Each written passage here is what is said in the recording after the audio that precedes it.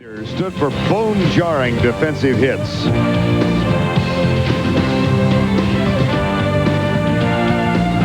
A big play offense.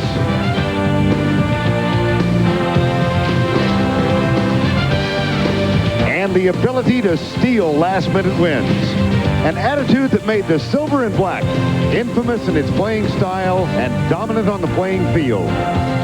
In 1982, the Raiders moved to Los Angeles. The brashness, toughness, and cockiness disappeared as the LA Raiders struggled for an identity and wins.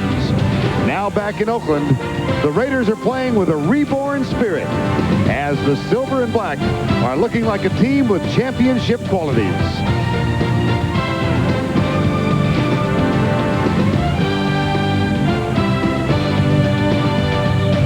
Tonight, they face the New York Jets on TNT. Oakland comes in with a 3-1 record, and the Jets still looking for their second victory. They come in with a 1-3 mark. Good evening, everybody. I'm Vern Lundquist along with Pat Hayden. This is a homecoming of sorts for Jeff Hostetler, the Raider quarterback. He, of course, played here in New York for 9 years. Things have changed for him in Oakland this year. Yeah, nobody appreciates this new Raider offense more than Jeff Hostetler, because the last couple of years he has taken a beating holding the ball in the pocket and waiting to get that ball downfield. And, you know, he is throwing a lot quicker rhythm type of passes, and this is a very talented offensive team, a team that can go all the way and win it all. And Jeff Hostetler said to us last night, you know, this game's important. He says, we have to prove that we can go coast to coast and beat a team we should beat. And he also said, hey, our offense is absolutely waiting to explode. He hopes tonight's the night. Pat, we were talking with Mike White last night, the new coach at Oakland. He said a little bit too much has been made about the changes in offense, but they certainly demonstrably are spreading the ball around. Well, Tim Brown was the featured guy for so long, but they really are spreading it around. They've done that the last 4 games. As a matter of fact, in each of their 4 games this year, a different wide receiver has led them, or a different receiver. Williams in week 1, Ismail in week 2, Brown in week 3, and Hobbs in week 3. I think this makes them a more difficult team to defend, Vern, and I think it gets everybody involved. I think you play better, and I think you practice better if everybody's involved. The Raiders, whether in Oakland or Los Angeles, have a well-deserved reputation as a haven for those in need of a second chance. They have in Pat Swilling, one of those young men. Well, after 2 very unhappy years in Detroit, he's come here and his career has been resurrected. He said, you know, they're just letting me do what I do best, and that's putting pressure on the quarterback. 3 sacks a week ago, and he is putting pressure on the quarterbacks. But, Vern, the Jets tonight want to run at Pat Swilling. They think they can line a tight end over him and run the ball right at him. New York Jets are receive. Don Silvestri will kick off to start the game. That's a dandy kickoff, but it will be returned. Napoleon Kaufman has it at the 2. Back he comes to the 20. He's got some room down the near side and is knocked out of bounds all the way out to the 42-yard line by Victor Green. Jeff Hostetler, 9 years. He wore the New York Giants uniform in a battle with Phil Simms here. Finally went out to Oakland or Los Angeles, and this is his first trip back. And, Vern, I think he is a good match for the Raiders. The best match at quarterback since Ken Stabler. 1st and 10 at the 42.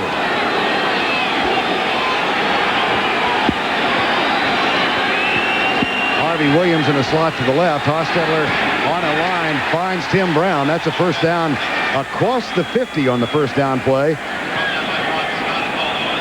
Tim Brown with the catch. Ismail and Brown are the wide receivers.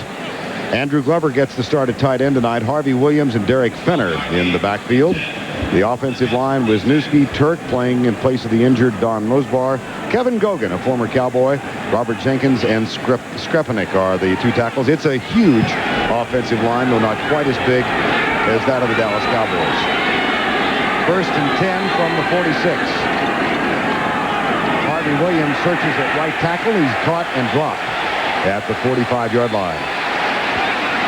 Defensively for the Jets, and this is a patchwork defensive line. Donald Evans injured and out. They've changed everybody around. Howard, Washington, Tony Casillas, his first start since back surgery, and Matt Brock. The linebackers in the middle, Mo Lewis, naturally a weak side linebacker, but Marvin Jones is injured at that middle spot. And there's Vance Joseph. He was a backup quarterback a year ago tonight to Cordell Stewart at the University of Colorado. 2nd down and 9. Glover, the tight end, in motion. Hostetler going deep and has a man open, and he overthrows Derek Fenner. Oh, boy. Did he have him open for a touch? Clear confusion by the Jet defensive secondary, and Derek Fenner, who has been a surprise for the Raiders, particularly as a receiver, comes wide open down the sideline. He's out of the backfield, left part of the screen. Got him matched up on a linebacker, Bobby Houston, and had him beaten by 10 yards, and that's one you got to. Those are the plays you have to make. I mean, they say they're waiting to explode. Those are the kind of plays you have to make. Darryl Hobbs, who had a big week last week with those 7 catches, is on the field right now. Third wide receiver. 3 down. Yep. And this one is behind Fenner, incomplete. One thing on a free down, I always think you need to go deep. Throw the ball downfield. I mean, you know you have them off sides, and it's a freebie. You got speed on the outside. Throw it up there and let the Rocket or somebody get after it. Offside, 97 defense, 5 yards, still third down. Gordon McCarter, the referee. They brought their calculators with them this week to the count to 11. Well, he still has something in his top left pocket. Did you see that? I don't think it's Bill Cowher's film, but it's something in that pocket. It may be Bill Cowher's name and address. And those of you who weren't aware last week, Bill Cowher, of course, this is the officiating crew that counted 12 men on a botched field goal and gave Minnesota a second chance. I know Warren Moon is in our studio smiling at that right now. Third down after the offside. Here's Hostetler back. Pressure coming. They got him.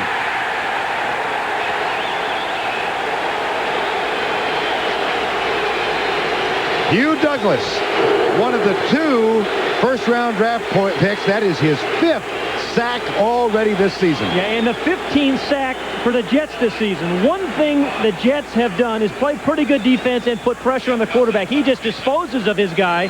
Talk about Hugh Douglas, number 99. He is a situational pass rusher. He's done a great job of it this year. Here's Jeff Gossett on the punt. Bearcats called at the 7-yard line by Dexter Carter. That's inside that area where one normally allows it to bounce and hopes that it goes into the end zone. Time has been called.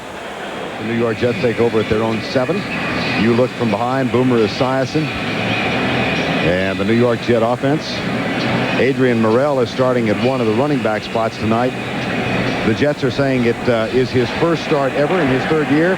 Technically, he was in for the first play last week in the loss to Atlanta because they called the ace formation. But Adrian Morrell is the running back with Brad Baxter behind Esiason. That's Charles Wilson in motion. Power sweep. Morrell gets it. Nice start. Eddie Anderson with the tackle. Adrian Morrell and Brad Baxter in the backfield. Charles Wilson, Wayne Crabett, and the tight end Kyle Brady, a couple of rookies. And the offensive line, Duffy Dixon, Carlton Hasselrig, who's off to a good start after a year out of football. Matt Willig and Siopeli Malamala are the tackles. Well done. I worked on it all afternoon. Well done. I'm proud of you. Yeah. Got 80% right. Esiason, Baxter. And they quickly get out of the hole. The Raider defense, after Derek Hoskins makes that tackle. Up front, Smith and Swilling, Jerry Ball and Chester McLaughlin, very strong inside. The linebackers, a young but talented group. Fredrickson and Beekert, along with Mike Jones. And the secondary, you recognize some of these names. Terry McDaniel, Albert Lewis, Hoskins, and Eddie Anderson. Now, Richie Kotite said yesterday, if they complete a pass, they might come back with a pass. Yeah, he said we're going to try to keep running the same successful plays, throw the ball on successful plays, and try to get them out of rhythm. So much for what Richie Kotite said. Again, you can never trust these head coaches. I know it. Guys from Brooklyn. Yeah. Opening drives for the Jets this year. They have had one sustained drive. That was in week 2 against the Colts. That was a game in which they lost a huge lead. They fell to the Dolphins. They came back and lost to the Colts. Then they defeated Jacksonville. And last week, really disappointed with the loss to Atlanta when they fumbled twice on first and goal in the 4th quarter. Whoops. Swilling. Got him. Yeah. 3 last week and 1 today. The redemption continues for Pat Swilling. And there is a flag down, but remember, the Jets told us they were going to try to put a tight end over Swilling some to avoid an open-ended rush like that. They didn't there, and he just ate the play up. Holding, number 63 offense, penalty decline, 3rd down. To these defensive ends, Swilling and Anthony Smith, this time it's Swilling number 56, are a lot like their wide receivers. These guys have game-breaking speed. You know, Boomer looks like for a moment he's going to get away. A second effort play by Pat Swilling, and he has had an impact as he has come to the Raiders. His 4th sack of the year. Long-time All-Pro with the New Orleans Saints. 3 sacks last week. 2 really tough years in Detroit. Here's Esiason on 3rd down.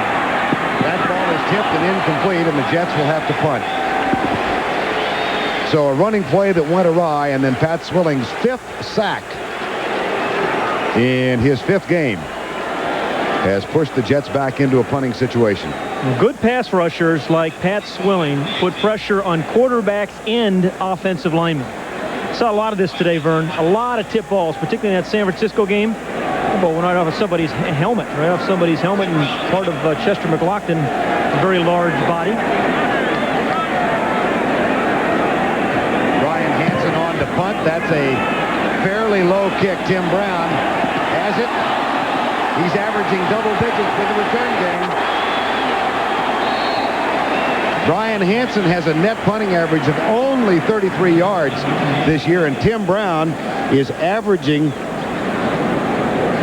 better than 10 yards per return, 11.7 as a matter of fact.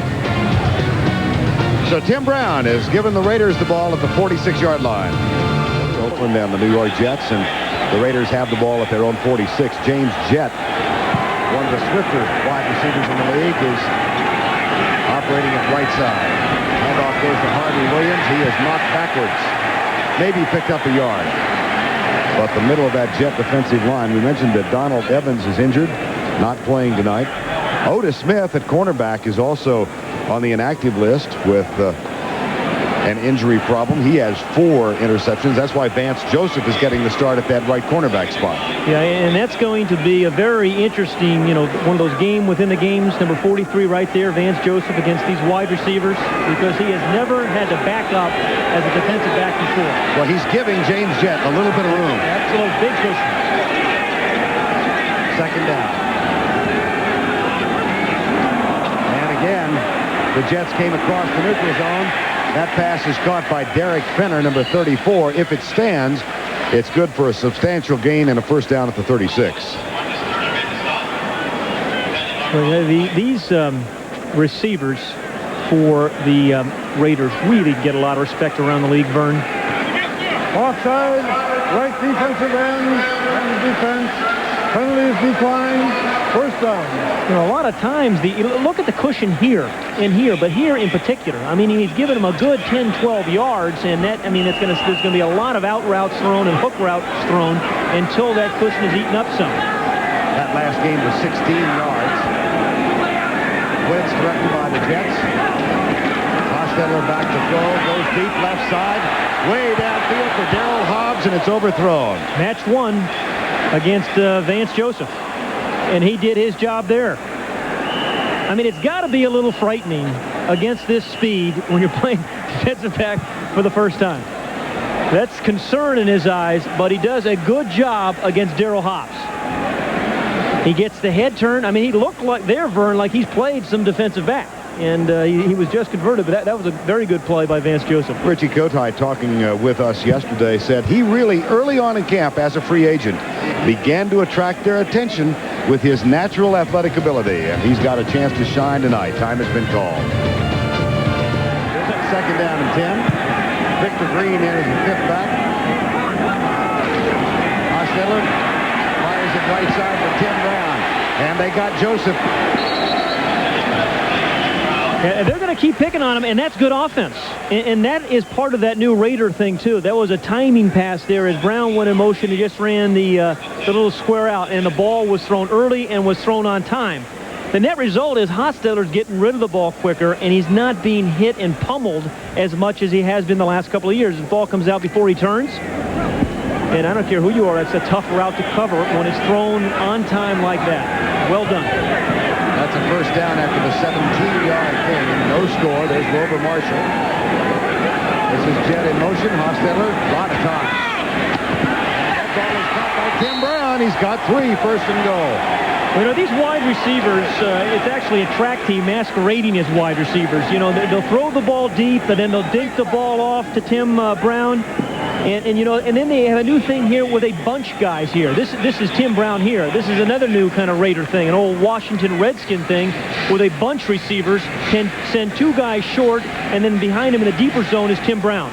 That is a very fast trio of Smurfs. And they're big. They're big Smurfs. They are. It is an oxymoron. You cannot have a large Smurf. Harvey Williams drives it down to the 1. The Redskins had that bunch of receivers that they referred to as the Smurfs for years. The Raiders this season have gotten off to very slow starts.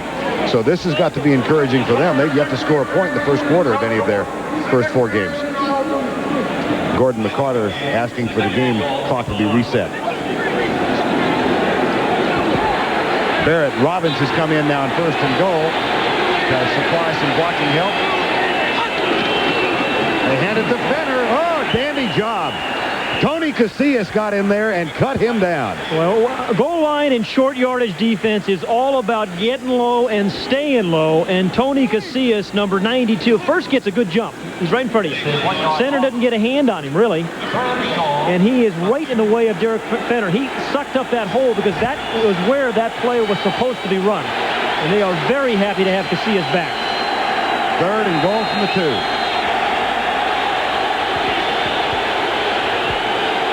Backs in the eye, strength of the formation to the left. That's Cash in motion.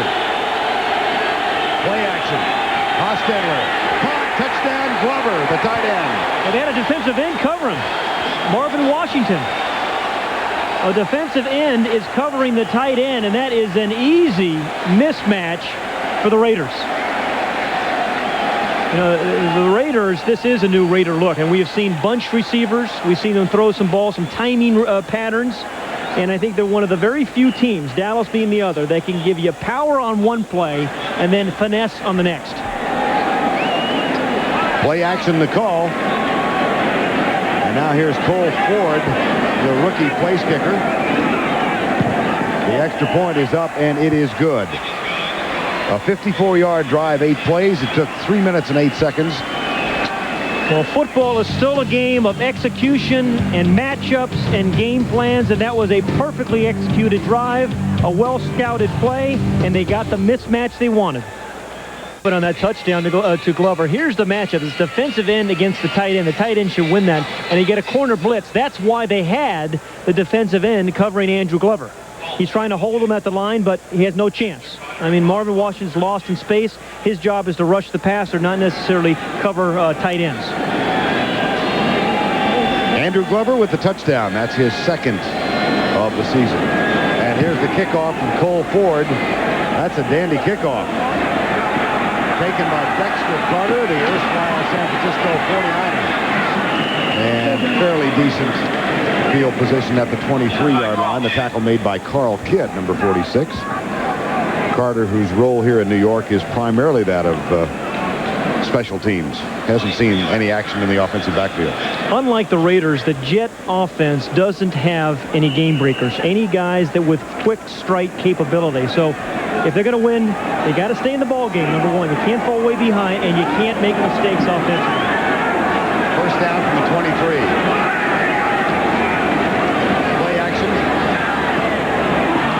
And you can't drop passes. Well, he dropped one for a touchdown last week against Atlanta. I'm talking about 84 Fred Baxter, whom they like, filling in for an injured Johnny Mitchell.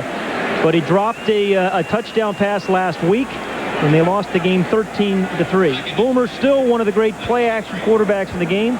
You see what they're trying to do with Swilling, though. They're running boot legs to his side. He has not been fooled, though, on 2 attempts. Pat Swilling's been staying at home and doing the job. 2nd down and 10.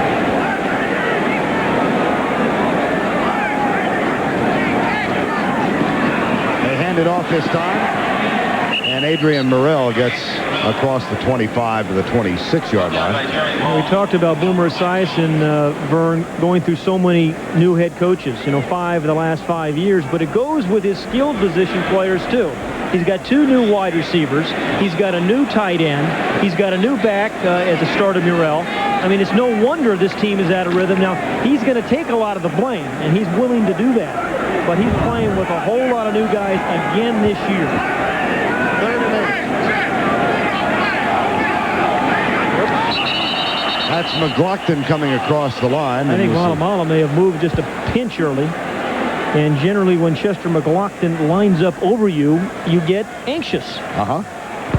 False start. Number 75 offense before the snap. 5 yards. Still 3rd down. Ciapelli Malamala was the man who moved. Ooh, you redeemed yourself. Thank you. I'm the Oakland Raiders of broadcasters. I needed a second chance. A mulligan. You had a mulligan. Yes, I do use those frequently, as you know. 3rd down after the 5-yard penalty. 2 wide receivers to the left. Here comes Swilling with an inside rush. Esiason gets rid of it. Morrell is going to be knocked out of bounds short of the 1st down near the 29-yard line. That's a good play by Esiason. Even though they don't get the 1st down, he avoids the sack, and he still picks up an extra, probably 9 yards. You can just tack that on really your punt. So he didn't get the 1st down, but you avoid the sack, you get some more yards. And that sets up Brian Hansen with the 2nd punt. And again, he's had problems with returns this year, has Hansen. And he's got a pretty good returner that he's facing in Tim Brown. Tim Brown had one of 17 yards on the 1st punt. Whoops. That could be a first.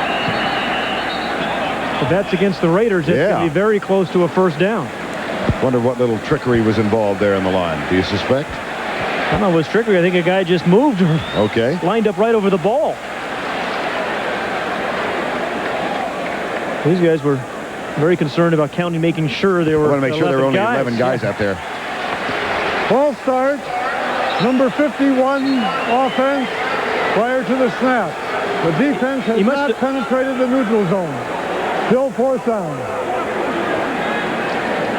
It's Eddie Mason is the man who was judged guilty of that infraction. As I watch Tim Brown back here, the Raiders can beat you on special teams, Vern, just like they can beat you on offense and defense. This is a team that can win it all. The Raiders can win it all. Well, we saw it today how perilous some of these one-loss records can be, with the Cowboys losing and Cincinnati almost knocking off Miami. Well, in a game of field position, the Raiders have had the best of it. They get the ball at the 47-yard line. To set this one up, Brian Hansen, another former New Orleans Saints. The Raiders with a 3-1 start. The one loss was in overtime to Kansas City. They're a good football team. I mean, look what they're doing. They're running the ball very well. Joe Bugle, assistant head coach in charge of that rushing offense, 138 yards a game. It's 3rd in the NFL. 3rd in takeaways, 8 fumble recoveries. The weakness is on pass offense, only 22nd. But that's kind of a reflection of how well they're running the ball. 1st and 10. Tim Brown comes into the slot. They toss it out to Harvey Williams. He tries to cut back and is cut down instead. I think Steve Wisniewski thought he was running outside. I mean, Steve Wisniewski pulled all the way out to the corner, expecting Harvey Williams to be behind him. I think maybe Williams got a little bit impatient. Middle linebackers, Mo Lewis. He's the one pointing. He's got this team scattered. He knows what's happening, and he's there to fill the hole. Don't you hate it if you're the quarterback and the guy's pointing right where you're going to... Uh-oh. 3 wide receivers now on 2nd down for the Raiders. Jets do not blitz. Draw play. Harvey Williams has the room right. And he gets all the way to the 40-yard line before Victor Green makes the tackle, number 21. He had 9 guys at the line of scrimmage because their corners were up and bump and run. I think once you get past that first, you see all these guys up here? Once you break this initial pain, you have a lot of space in here, and that's exactly what happened with Harvey Williams on the little draw play. Good engaging by the offensive line. He gets past that first surge, 16-yard gain for a 1st down. And again, the Raiders are inside jet country. They have first down at the 41-yard line. They fake the draw play. Hostetler goes across the middle. What a catch is made by Rocket Ismail. Holy cow, Todd Scott leveled him, and Ismail held on. And we talked about how the Raider receivers are taking turns making plays this year. It is not all Tim Brown, although Jeff Hostetler is looking deep for Tim Brown early. 2 guys on him, perfect pass protection, and that is a courageous catch by Ismail. The nice thing he does, though, he doesn't run into center field. He comes right square down the right. A big shot by Todd Scott, but that's a heck of a catch. Only the 10th this season for the Rocket. Here's Williams. He squirts through left tackle this time. Got blocks from Robert Jenkins and Steve Wisniewski and moves it inside the 20. You know, mentioned in the Rocket Ismail, he's become a receiver. He's not just a guy with a catchy nickname. I mean, and those kind of catches are the things they need as they try to spread the ball around. You make catches like that, the quarterback wants to throw to you again, and besides that, he's wearing one of those nose things, and you always throw the guys with the nose things. Yeah, do you? Yeah, well, Tim Brown actually doesn't wear one. Tim Brown said they don't work. They're all cosmetic. He says he wears them at night. He keeps from snoring. There you go. See, Tim? Yeah, he does all right, doesn't he?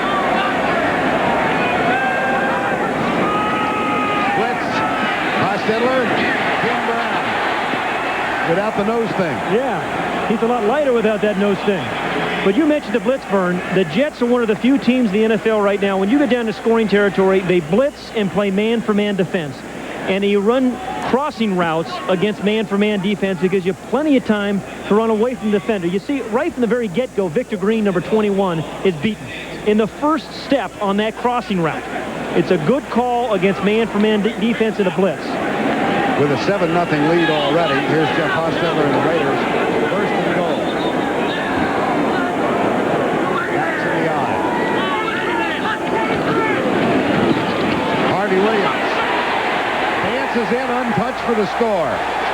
And good block by Kerry Cash, too. The tight end, and Skrepenek, the right tackle.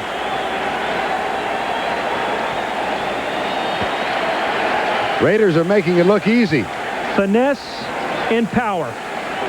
Like the old Redskins in the Dallas of this year. Finesse and power. Very unusual today's game. Are you suggesting that pride and poise take a back seat? Yes. I'm trying to change the Finesse whole... and power? Yeah. Does that work? Is that... I have to change all the billboards in Los Angeles and Oakland. The whole marketing thing will... Kaputski. There's finesse and power. Right? The theme of the 90s. Another cafe latte, please. You always were an L.A. kind of guy. See, you're just mad because they moved back to Oakland. That is good blocking. And number 88, Kerry Cash, finishes it off. And that allows him to dance into the end zone. There's the block.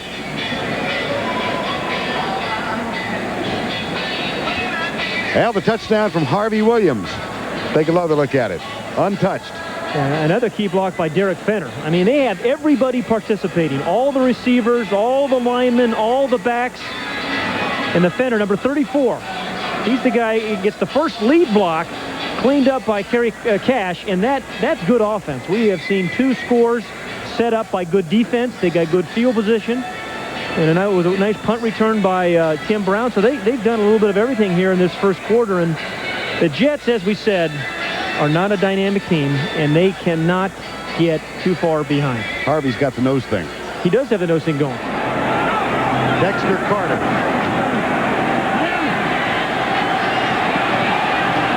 Out to the 31-yard line.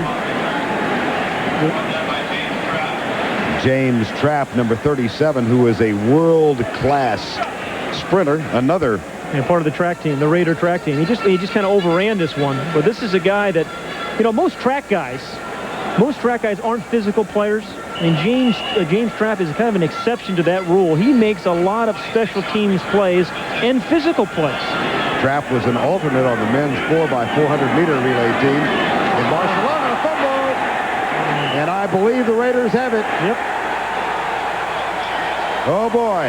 Well, they did it a week ago. 4 turnovers inside Atlanta's 10-yard line. And the most basic of offensive plays, the quarterback-center exchange, they cannot execute. And this, here's the snap, or lack thereof. Looks like it was there. Looks like it was there, just mishandled. And Chester McLaughlin is the guy there. And Vern, the Jets have to avoid the knockout punch right now, because I promise you that's what the Raiders are thinking about right now. They're looking for the deep ball. And the new hats come out. They're looking for the deep ball. It may be taken away, but they'd like to score here on this play. Napoleon Kaufman has come in, the #1 draft pick this season. He's lined up wide to the near side. Hostetler, deep, caught. Rocket Ismail.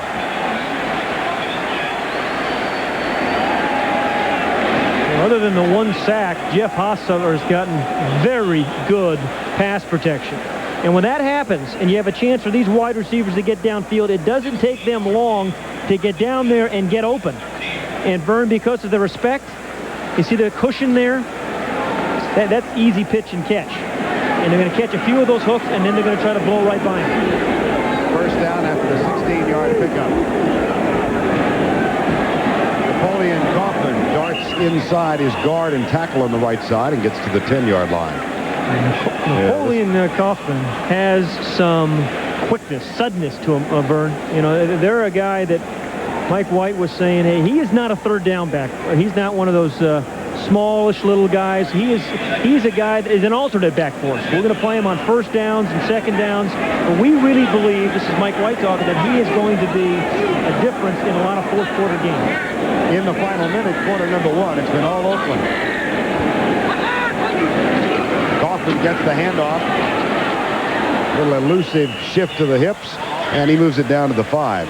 Well, he's from the University of Washington, but as a prep star in California.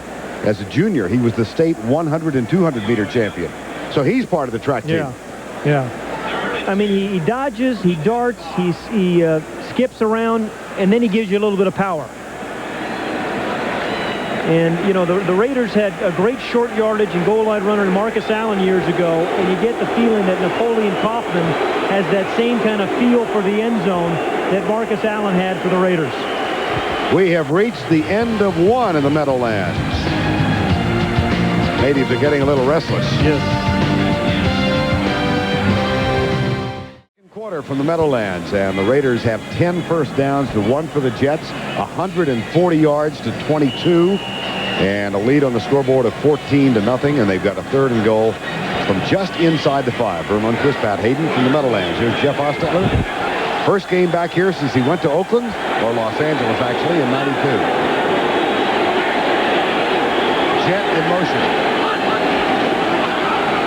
Harvey Williams back in, and he is stopped short. So assuming now we get the few. Oh, I said 3rd and goal. I'm sorry, he did get the first down. And Harvey Williams is a solid halfback. I mean, Mike White was saying, hey, this guy, you know, really amazes me. He had nearly 1,000 yards last season, caught 47 passes. I mean, you sense that he's happy. He likes playing. He's playing against a good offensive line. This guy's a solid player. Well, and we talked about Pat Swilling in the second chance. Here's another guy, Harvey Williams. And they've just had dozens of guys that have come through the Raider organization that have squeezed out 2, 3, 4 more productive years. And that goes back over 20, 30 years. First and goal. Timeout. Yeah, clock was down to 1.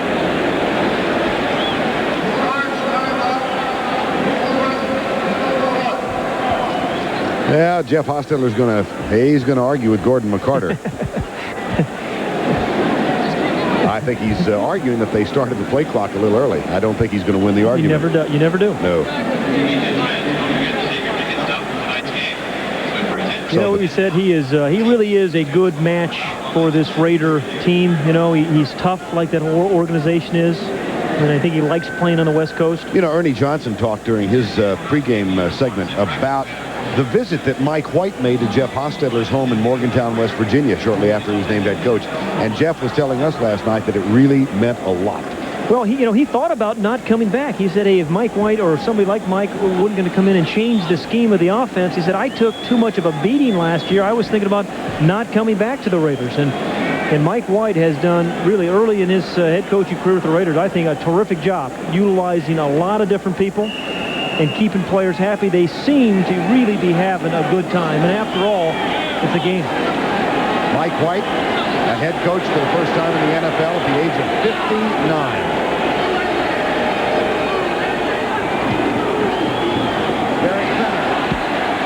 Down to the 1-yard line. Mo Lewis, the middle linebacker, made the tackle.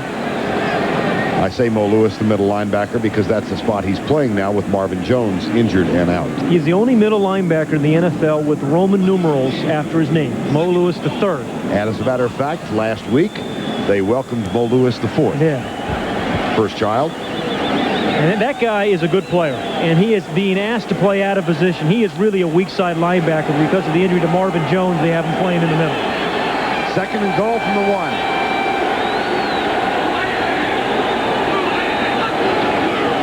Play action. Hostetler chased and out of bounds back at the 6. Eric Howard supplied the initial pressure. No defensive ends on Andrew Glover that time. It was Mo Lewis. A much better matchup. Remember the first touchdown, they threw it to Andrew Glover when he was covered by a tight end. That time, he was covered by the linebacker, and the linebacker, in this case, Mo Lewis, won that battle. And that is very good defense when they really, really needed it. And Mo Lewis, number 57, he is not fooled by the play-action fake. That's recovery speed by a linebacker. And the Raiders are going to have to waste a second timeout. They've burned 2 of them now. You don't feel as badly about it when you're ahead 14-0. Time has been called. 13-0 over the Jets. They've got a 3rd and goal from just inside the 6-yard line with 13-17 to go in the first half. That's more than I can count. That's about 56, Bert. I'm going to call Gordon McCarter and get some help. Here's Hostetler on 3rd down. Got his knee. Caught across the end line by Tim Brown. No touchdown. Boy. That was a great catch. I don't care whether his feet were in or out, because that took some courage.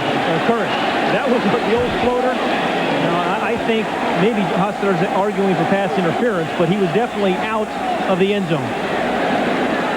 Number 81 is in the slot. This guy is a force inside the 20. He's a force anywhere in the field. Picking on Vance Joseph. Makes the ad-lib. You know what they may be arguing? They may be arguing that he would have come down inbound had he not been pushed out. In which case, I think they have a pretty valid argument. Yes, and in that case, it would have been a touchdown. Here's Cole Ford, the rookie, and time has now been called. Delay of game. The clock went down, and so they'll move it back 5 yards.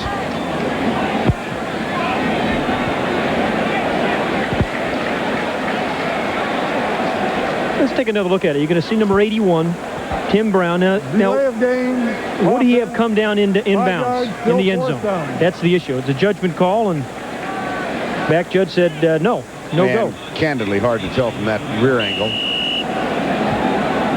Now he's going straight up. I think there's a plausible argument that he could have. He was straight up. It wasn't like he was jumping out of bounds. He was jumping straight up. Here's the field goal attempt. It is up, and it is good. Now there's another flag down. Nope. Just a handkerchief. There you go. The flags are yellow. The hankies are white. Bill Cowher sent one. Here's the kickoff from Cole Ford. Dexter Carter has it. Well, it has been Raider domination, and we've got a little bit of a battle breaking out at the 28-yard line. Wouldn't be a Raider game without one. No. Eric Ball is another one of these guys, 42 for the Raiders, another good special teams player. And they brought him in just to play special teams. Yeah, he's a backup fullback, but he's going to see more action on these kind of plays. Bumps off Fred Baxter, the tight end, and puts the stop on it. First down and 10. Jets down by 17.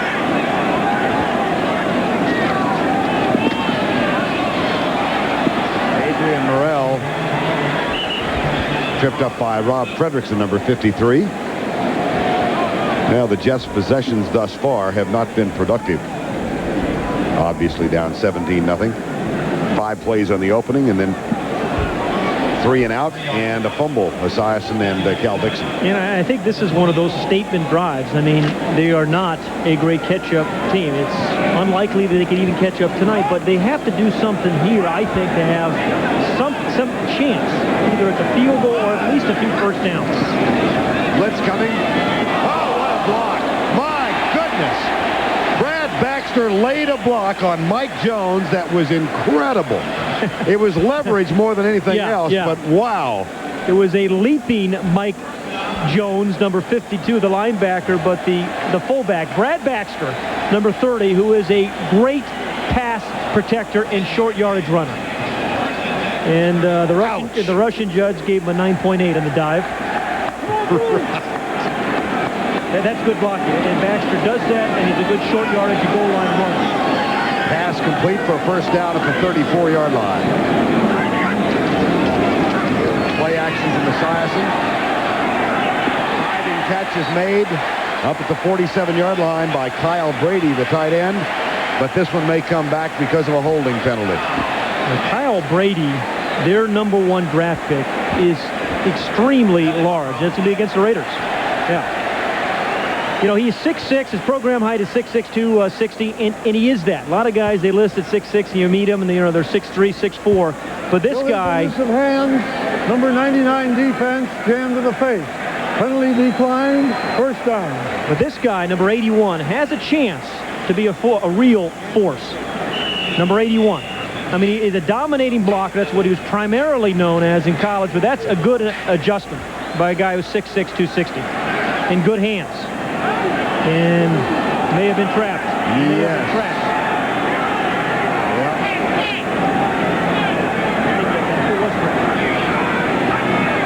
On first down, Esiason to Morrell. Tell you what, he got a heck of a block from Wayne Kevin. Number 80, away from the play initially. And the rookie from Hofstra stayed with his block, and that gave Morrell a little bit of room. And now we've got another altercation. Corbett. Great story, isn't he? Yeah, wonderful story. Born and raised in New Jersey, went to Hofstra, where he played for the Flying Dutchman. My father was a graduate of Hofstra. I thought I'd give you an opportunity to... But a free agent, you know, used to watch the Jets from the other side of the fence, and, you know, one of those kind of stories. Came in as the 10th wide receiver. They gave him number 3, not thinking he was going to make the team. Well, he wears 80 now. Here's Esiason. Swilling is there. Good job, and here's Corbett. He's a good little player. And you know why, Vern?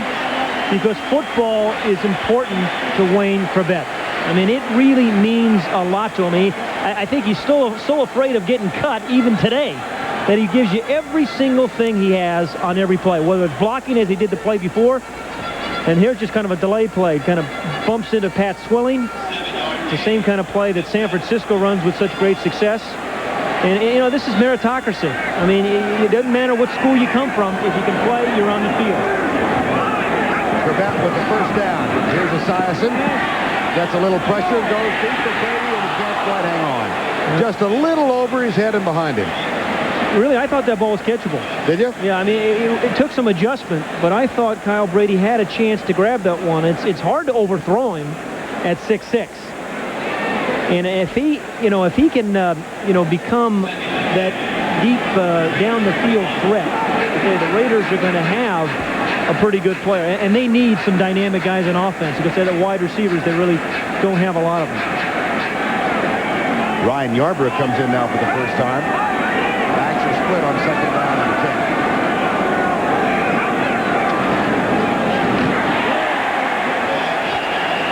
10. Jerry Ball, number 93, gets Baxter and cuts him down for a loss of 5 yards.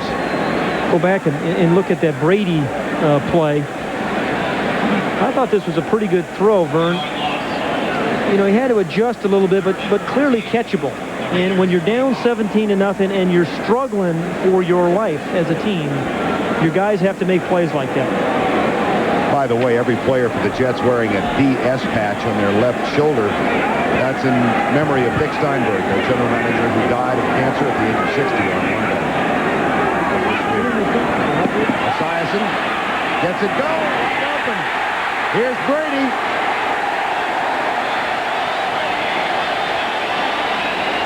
Caught this one. He did. A little easier catch, but it started with Esiason buying himself another chance, another opportunity. Because there was a good pass rush by Ball, by McLaughlin, by Swilling, and Smith. I mean, he had some inside pressure, and actually Andre Bruce. And he moves around pretty good. Everybody's been questioning his arm strength, Vern. I don't think that is so much the issue. It's really the deep play people around him. He doesn't have those kind of weapons that Jeff Hostetler has. Double tight end set on first down. Burrell goes right. Oh, my Rejected. goodness. Eddie Anderson has done that a few times in his career. Rejected. Oh, brother. He is a linebacker playing safety. I mean, you can give him a 33 and you can stick him back there in the open space, but deep in his heart and the way he plays, he's a linebacker. Go back to the point you made at the beginning of this drive, Pat. I would think now Richie Kotite and the Jets can take a little bit of solace out of this, a little glimmer of hope. Yeah, absolutely. And I think if you're Richie Kotite, you have to take a touchdown. It's 7 of them. Baxter, pocket, and the pass for Corbett incomplete. We had Corbett and Kyle Brady right in the same area. Bottom of the screen, number 56 is Pat Swilling, who has really putting some heat on Boomer Esiason. That's what he came here to do. He said, that's what I do best. Now, not only does he put pressure on quarterbacks, he puts pressure on left tackles. Now, that was not a speed rush. That was a bull rush over Willig, who goes 317. Sometimes backwards. Yeah. Third down. Baxter back in the lineup. Esiason steps up in the pocket, goes into the end zone for Corbett at the 5, actually. And it's going to be fourth down. That's when you wish Corbett had 2 or 3 inches of Kyle Brady's height. Flag is down. Again, Pat Swilling, number 56, is really putting a lot of different moves on Matt Willig. The play before, it was a bull rush. He gets held right there. That may have been the call. Holding. And that's a speed rush. 77 offense. Penalty declines. Fourth down. So 2 different pass rushes by Pat Swilling back-to-back. I mean, you always talk about running backs have changes of pace and wide receivers. Well, Pat Swilling has a change of pace on that rush. Swilling with 90.5 sacks now, 5 this season. And here is Nick Lowry. Nick Lowry has a very unusual right shoe. His left shoe is size 11. His right shoe is size 9. Likes that tight fit. That is tight. Nice and tight through the uprights. Good shoe, Nick. Nice shoe. Didn't know these field goal kickers bind their feet. We've discovered something brand new. 60 degrees, first night of October. Floyd Peters, longtime defensive coach for a number of teams in the league. Now with Mike Whitestaff at Oakland, talking to his guys, and here's Don Silvestri. Napoleon Kaufman, 3 yards back. Yeah. Whoa! Nope. Whoa! Now the ball has got to come out entirely over that line. You know, unlike when you cross the plane of the goal line going in, the ball has to come completely out over that imaginary line that encircles the entire world, that goal line. Napoleon Kaufman has learned the first lesson of being a rookie. Pay attention to your elders. Yes, and he was thinking about it. Now watch the feet there, but where's the ball? It never crossed that line, and so they get it on the 20. Which, as we know, is a line in perpetuity. Yes, circles the globe. Forever and ever and ever. I've crossed it all over the world, that goal line. Have you? Uh-huh. Remember what is most exciting? Just outside London. I kind of stumbled over it. I thought Karachi was at the first down and 10. Hostetler. Overthrown and incomplete for James Jett. Coverage by Aaron Glenn that time, number 31. Last year's number 1 pick. Well, the Raiders up 17-0. They had the punt on their first possession of the night, but then back-to-back touchdowns. And most recently a field goal that gave them a 17-0 lead. It's now 17-3. Well, you know, they are spreading it around again. I think that you've seen a little bit of everything. They're still taking the old Raider shots. They're still taking, they've thrown 3 deep balls, and then they come back and they run the ball,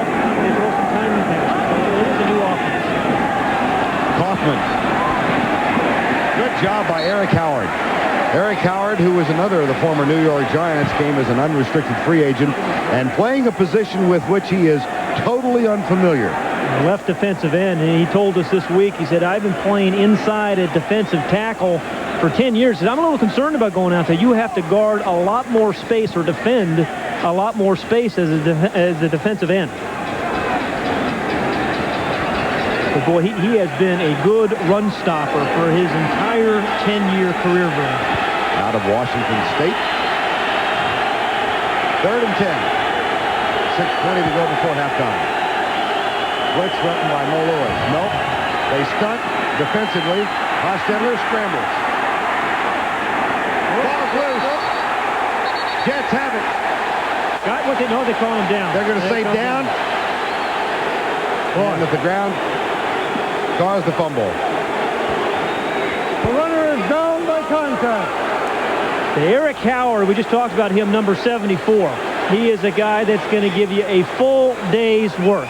First, he runs through kind of Greg Strepanek, good protection, but he doesn't quit. Doesn't give it, stays with it. Oh. The ball was fumbled, and that was a fumble. That was a fumble. Dodging it. Dexter Trotter takes the punt at the 15-yard line. I think that was a fumble. It was a fumble, and that was a break the Jets really needed. Take another look at it. Was Hostetler down? No, the ball's out before his knee was down. That is a fumble. Should have been Jets' ball there. That scramble of Jeff Hostetler, I believe he fumbled the ball. And we're going to watch his left knee, and then you're going to see his ball come out. There's his left knee. The ball is already coming out, and he has not hit the ground yet. That should have been a fumble. It was recovered by the Jets, and they should have the ball around the Raider 30-yard line. First down and 10. They don't. Here's Esiason with a handoff. Morrell up the middle. Ankle tackled at the 34-yard line. The stop is made by Derek Hoskins, number 20, but a good bit of running from Adrian Morrell. One of the few times the Raider defense has given up a run this season down the middle. I mean, when you have Chester McLaughlin and you have Jerry Ball and Greg Beaker at the middle linebacker, they're pretty tough down the middle. But a good cutback run. It looked like actually Robbins overran it. A good cutback run by Morrell and picked up the first. He's got 30 yards on 7 carries now. Offset high this time. Esiason with an audible. Morrell again. Oh, boy! Eddie Anderson saved the touchdown. Ouch, ouch. When he was tackled, I mean, Eddie Anderson went high, and that's what the Jets are upset about. To the back of his neck, and Morrell had a very awkward fall after that tackle. But twice in a row, he has popped through the initial wave of defenders. First time it was over the center, this time off tackle. The stop and Stetter, but watch it at the end of this run what happens. He takes a really awkward fall as Eddie Anderson grabs him from the back of the neck. That's a clean tackle, nothing illegal there. Actually, he gets... And I thought he was going to hurt both of his knees. Right. Game 24, Esiason play action. No contact. James Polston, number 55. Well, Boomer thinks there might have been a little bit of physical contact there. Let's take a look now at the Lee Sport scoreboard for action today. How about that Kansas City game? The run that Steve Bono had. 76 yards for a touchdown. Longest run ever by a quarterback? For a touchdown, yes. What was your longest run? About 3 yards. But it was for safety. Caught from behind? Yes. The toss left, Morrell. Waits for his Walker. And really pancakes the defender. And the Jets move it inside the 35. Hey, one thing about these Jet wide receivers, they block. We saw it from Crabette earlier. That time, Charles Wilson, number 89, came down on a crackback block, and he really gave the initial block that allowed Adrian Morrell to get outside. So the wide receivers are very much involved in the blocking scheme of these Jets. What they really need to do is get them downfield as receivers, though. 4 minutes remaining in the first half. 17-3. It'll be 3rd down and 3. And time has been called by Boomer Esiason. That's the first for the New York Jets, and they've got 2 remaining. Oakland has used 2 of its. Oh, you saw the replay of Troy Aikman's strained calf. Yeah. Wasn't that bizarre? Funny, was not even hit. No. Just kind of dropped back and just grabbed his calf. And I saw some mention that he thinks he might be on a couple of weeks, 3 weeks from now. Yeah. 3rd and 3. Charles Wilson. Motion. Esiason. Incomplete. Oh. Crevette. Twice. McLaughlin all over Esiason. Yeah, and Chester McLaughlin has a habit of doing that. He is strong, he has speed, and he has incredible power. He is number 91. And for a big guy who weighs 320 pounds, he has got a great first couple of steps. Now, he and Carlton Hasselrig, number 63, that's a good matchup of NFL strongmen. Hasselrig is strong as they come as offensive guards, and Chester McLaughlin, a pretty strong guy. Nick Lowry has hit more field goals in excess of 50 yards. Second most in NFL history behind Morton Anderson. He's going to have a chance to try one here with a field goal effort of maybe 51 or 52 yards. See where they spot it. I don't think that's a bad call. You're a 1-3 team right now. You're really fighting for respectability, trying to put a team together, trying to get guys to play together. I like the call. And it is, let's be honest, it's not a Super Bowl team. Right. 2 of 4 on 4th down conversions in this young season. And a 4th and 3 now, trailing by 14 with under 4 minutes to go in the hand.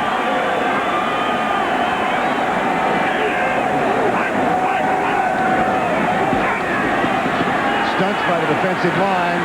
Ball is batted down by Pat Swilling. Boy, he has done everything this first down. I mean, we have seen power rushes, speed rushes, and that time he just kind of just stopped right there and batted the ball down.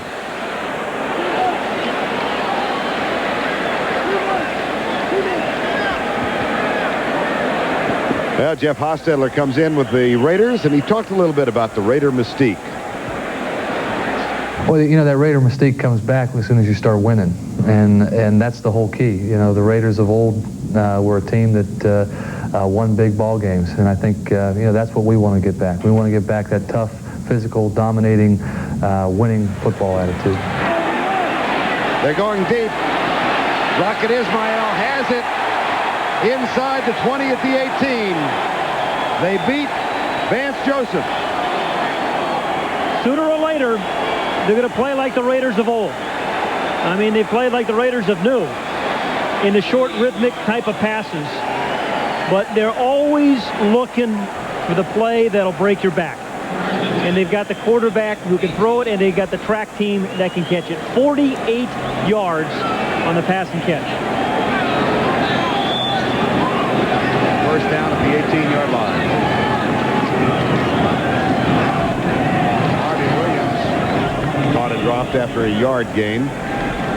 They're one of the, we talked about it, the muscle and then the deep ball. I mean, remember Joe Bugle's teams when he was coaching the offensive line with the Redskins? They were like that. Joe Gibbs was the head coach. The Cowboys give you a little bit of that, and they give you a lot of ways they can beat you. There's Joe. I mean, they can beat you with those long bombs. They can grind it out. They can protect the lead. They can also win on defense and I think win on special teams. This is a very good and talented Raider team. And they have a second down and 9 with 2.5 to go in the first half. Into the corner, Tim Brown. They got Joseph. Touchdown. There's also a flag down, but the flag may be inconsequential. It's not fair for Vance Joseph to be going through this tonight, Vern.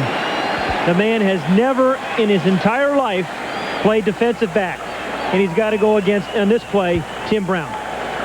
He beat him on the first step. Number 43 defense, penalty decline, touchdown. Yeah, it was pass interference, and still the great concentration and the catch by Brown.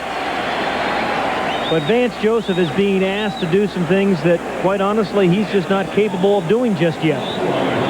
Just learned how to back up as a defensive back a few months ago. Tim Brown gets the touchdown. Cole Ford's on to try the extra point. Well, that was quick. After the missed fourth down play, 3 plays. The highlight, a 48-yard pass from Hostetler to Rocket Ismail, and then the touchdown, Hostetler to Tim Brown. And this was 80% catch because Tim Brown, this ball was thrown a little bit late because of the rush. And Joseph is making up some speed there, and he interferes with him. Incredible concentration, and then strong hands. Good receivers have strong hands. You know, they don't just seem to bounce out of them. So there's a guy that has been, you know, everybody talks so much about Jerry Rice and Michael Irvin and Sterling Sharp and all those guys. You know, the long pass to the other receiver, Ismail, set the play up, the touchdown play. And this is the Raiders of old. They may have left Los Angeles, but they're still doing this. And this is what people fear when you play them. And that was on Vance Joseph. Not satisfied, they come back and throw the touchdown pass to Tim Brown on Vance Joseph. Victor Green on the left, and the erstwhile backup quarterback from the University of Colorado. Well, Cole Ford, the kicker for the Raiders, knows that this is a limited role for him, although he's making the most of it. I mean, he has had a real nice couple of games in lieu of Jeff Jager, who's injured. They expect him back, I think, still in early week. Nice kickoff. Dexter Carter, 5 yards back. That'll be a touchback and come out to the 20-yard line. Cole Ford will find a new job if the Raiders don't want him, because he is kicking off exceptionally well, and he's been very strong in the field goal department for him, too. Well, place kickers are kind of like baseball managers. And keep moving around. Once you get inside the tent, there always seems to be a job. That is the truth. It's getting into the tent that's a problem. Well, Vance Joseph, Kenny Rose, the special teams coach, talking with the rookie cornerback. Kenny Rose, who took an invitation to retire this year and join Richie Kotite's staff. First down and 10. Into the flat. Vern, you can't win in the NFL, I don't think, on a regular basis unless you have some game breakers and some guys who can get you 40, 50 yards. Unless your defense is going to give you the ball 500, 600 turnovers, and the Jets don't have that yet. Richie Kotite is looking for that kind of mix. And, you know, Esiason's got new wide receivers, new backs, 3 new offensive linemen. And that is not the mix of a good offensive football team while they're still getting accustomed to one another. 2-minute warning. We're getting some consoling remarks from his teammate, Marcus Turner. And then at the end of the conversation,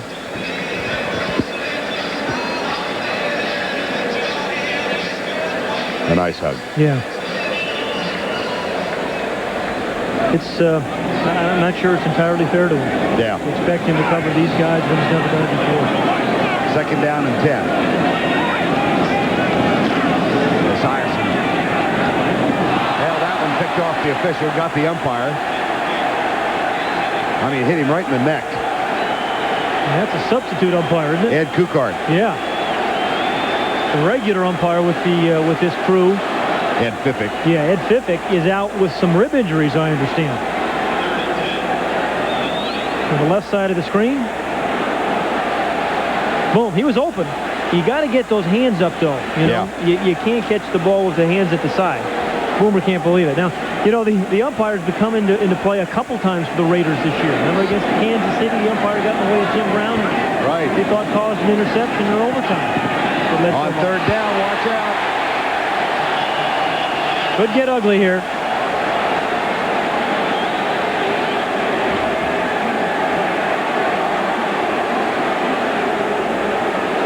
Aaron Wallace, number 51, comes to the very top of the screen.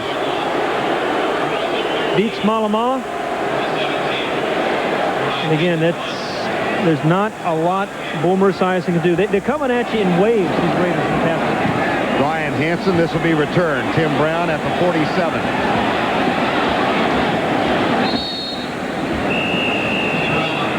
And we've got 91 seconds remaining in the first half. The Raiders have the ball at the 46-yard line. And there's a flag on the play against the Raiders.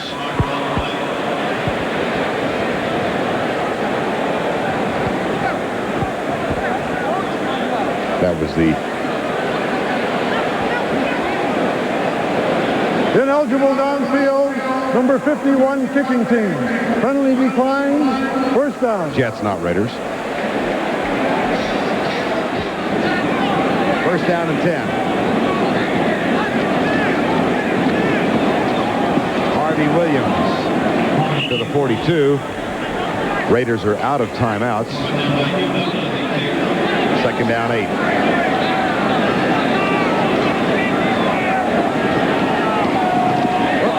Incomplete. Gary Cash, the tight end, number 88.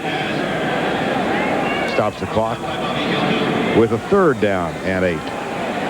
And the Raiders have 2 tight ends that they can play pretty well for. One of them is Gary Cash, number 88 right there. More the receiver type. And then Andrew Glover, the other tight end, already caught a touchdown pass in this game, who's a blocker type. Can be a dominating blocker. They have a nice mix with their tight ends.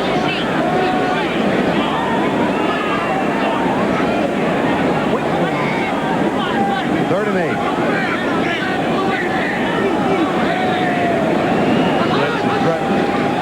And the Jets are coming. Mo Lewis. Oh, yeah. Yeah, they just when they needed a play from the defense, you know Mo Lewis is going to come up with it. You talk about a guy being versatile. I mean, last week against Atlanta, they asked him to play defensive end, and Hostetler comes limping off. The number 57 is going to come slipping up and sneaking up in the hole, and he times the blitz pretty well. Hits the gap, gets through the back, then gets to the quarterback. And Hostetler got up limping from that hit, that shot. But, you know, it's one thing to blitz. It's the other to time it right and then defeat the block of the back. And that is just what Mo Lewis III did on that one. And Jeff Hostetler over on the Raider bench in pain. Third sack by the Jets. Despite the score on the board, 24-3.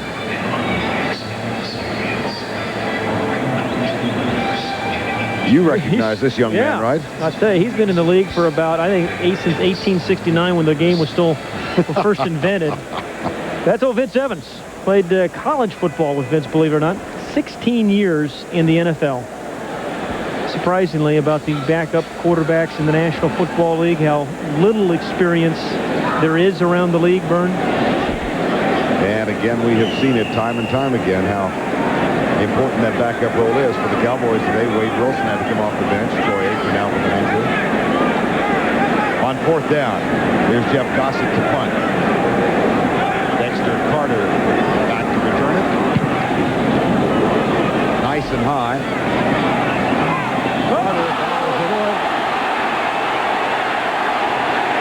Wow. Man. And you can't blame that on coaching. You know Rich Kotite is going to take some grief for this performance, but that's just awful special teams. Awful.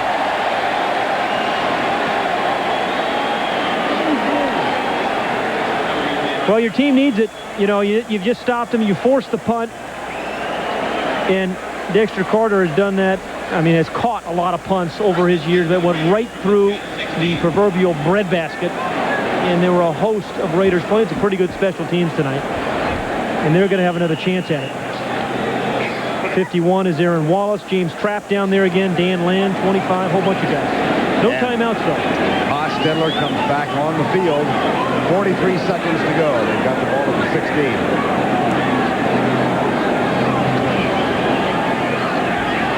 Looking right with time. Now he has to run out of the pocket. Should have gotten out of bounds. Should have gotten out of bounds. Clock will continue to run. It's now at 30 seconds. You know, it's easy to rally around Jeff Hostetler, though. You know, a couple plays before he gets hurt. And I think this is why offensive players and defensive teammates like Jeff Hostetler. He is one tough guy. Left side, Tim Brown. Out of bounds at the 6. Yeah, so they have to give Vance Joseph some help, Vern. I'm sorry. You know, give the poor man some help. Get some help over the top. Wide side of the field, number 81 is Tim Brown. He can catch the ball deep, he can catch the ball short, and then when he catches it, he usually do something with it afterwards. Picking on Vance Joseph. We said at the very beginning of this show, the Raiders knew he was playing there, and they were going to work on him. And they have done that in this first half. Tim Brown has caught 6 now for 78 yards and a touchdown. It's Darryl Hobbs who wind up left this time. Darryl Hobbs. Incomplete. Vance Joseph. Vance, I mean, that's one for you, Vance. That's one for you. And you deserve one every now and then. But they're going to continue to work on him, and he continues to go man on man. This time with Darryl Hobbs. It's the fade route, the same route that Tim Brown scored on earlier. But Joseph does a good job that time. And the Raiders do a good job of picking up Mo Lewis, who before had given Hostetler a tough time. That time, Harvey Williams stayed up and got a piece of it. Second and goal. Backs are split. 11 seconds to go. They go in the left side for Hobbs. Touchdown over Vance Joseph. Sorry, Vance. Sorry, Vance. That's almost painful. It is. I mean, I know he's got some athletic ability, Vern, but there are dozens of guys who have played defensive corner in the league available. And, you know, to put him out there is a travesty. The guy just is not ready to play corner, particularly against guys like Tim Brown, this time Darryl Hobbs, and that was just a change of pace. They faked the fade, and then they kind of ran an out pass.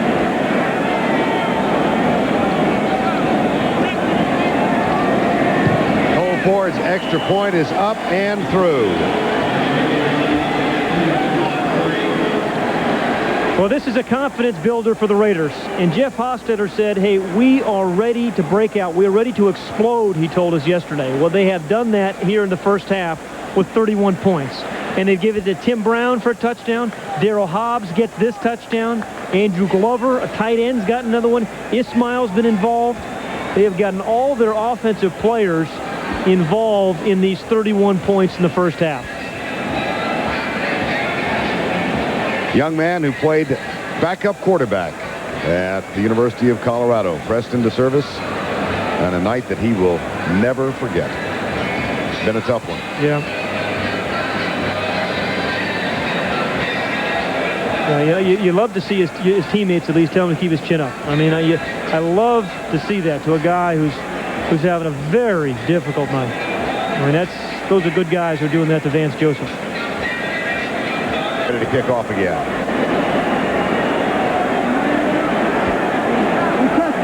Dexter Carter is back to return it, along with Ron Carpenter. That's taken short by Kyle Brady. And he gets out of bounds at the 40-yard line with 2 seconds to go. And another little struggle erupts. I'm sure frustration is a part of this. Well, Richie Kotite, his team down 31-3. You know, he's kind of an upbeat guy. He is he's as optimistic as, you know, an infomercial host.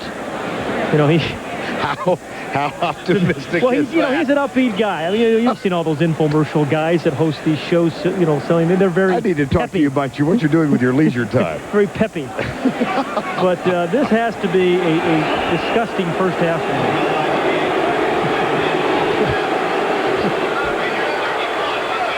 It has been a tough one. We've reached halftime. 31-3. Oakland leads the New York Jets. Lundquist, Pat Hayden, and 31-3. This has been all Raiders.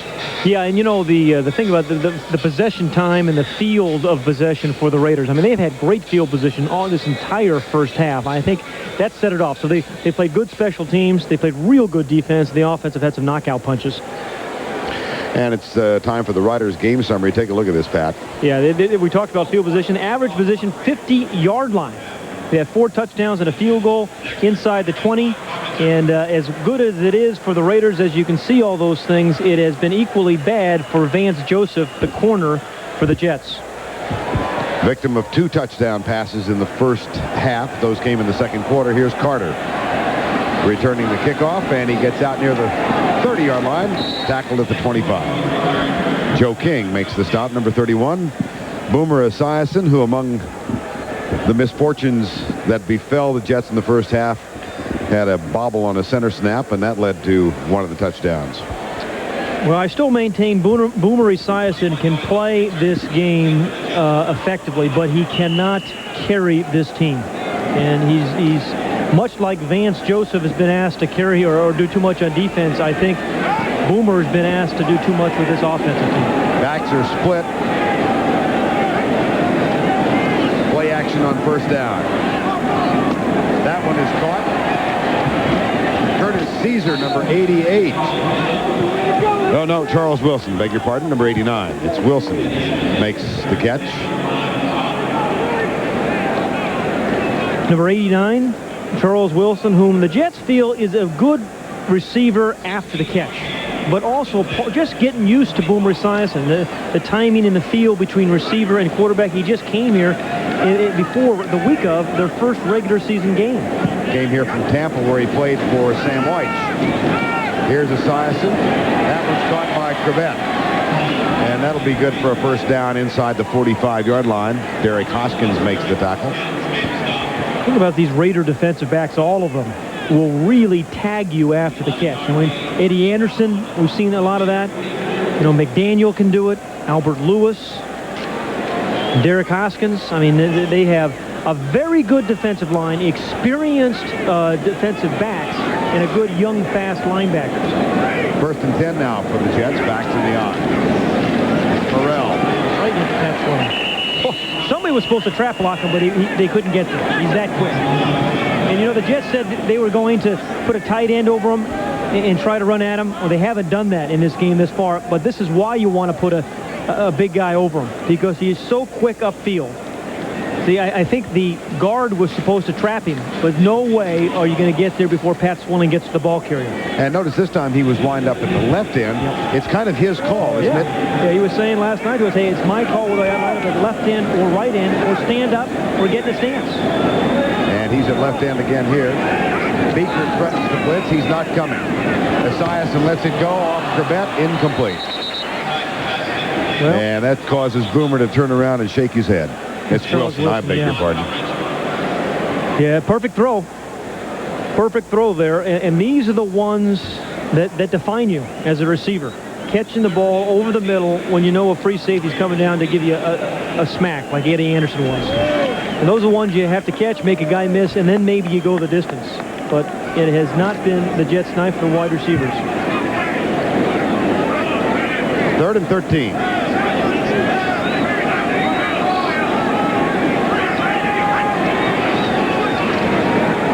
This time, Esiason has time, and he finds Wilson inside the 30 and out of bounds at the 26. That was a nice little route there by Charles Wilson. Good protection for one of the few times for this evening for Esiason. Had plenty of time to find Charles Wilson. Kind of ran a double move. He is at the top of the screen, number 89. Corbett is 80, is in the slot. And again, the catch-up speed there by Terry McDaniel, who can't quite get there in time, so that was a well-designed play, but it really started with very good pass protection by the Jet offensive line. Gain of 19 and a first down on 3rd and 13. Burrell and Baxter in an offset eye this time. Anderson comes up to force the run. Burrell still running to the 11.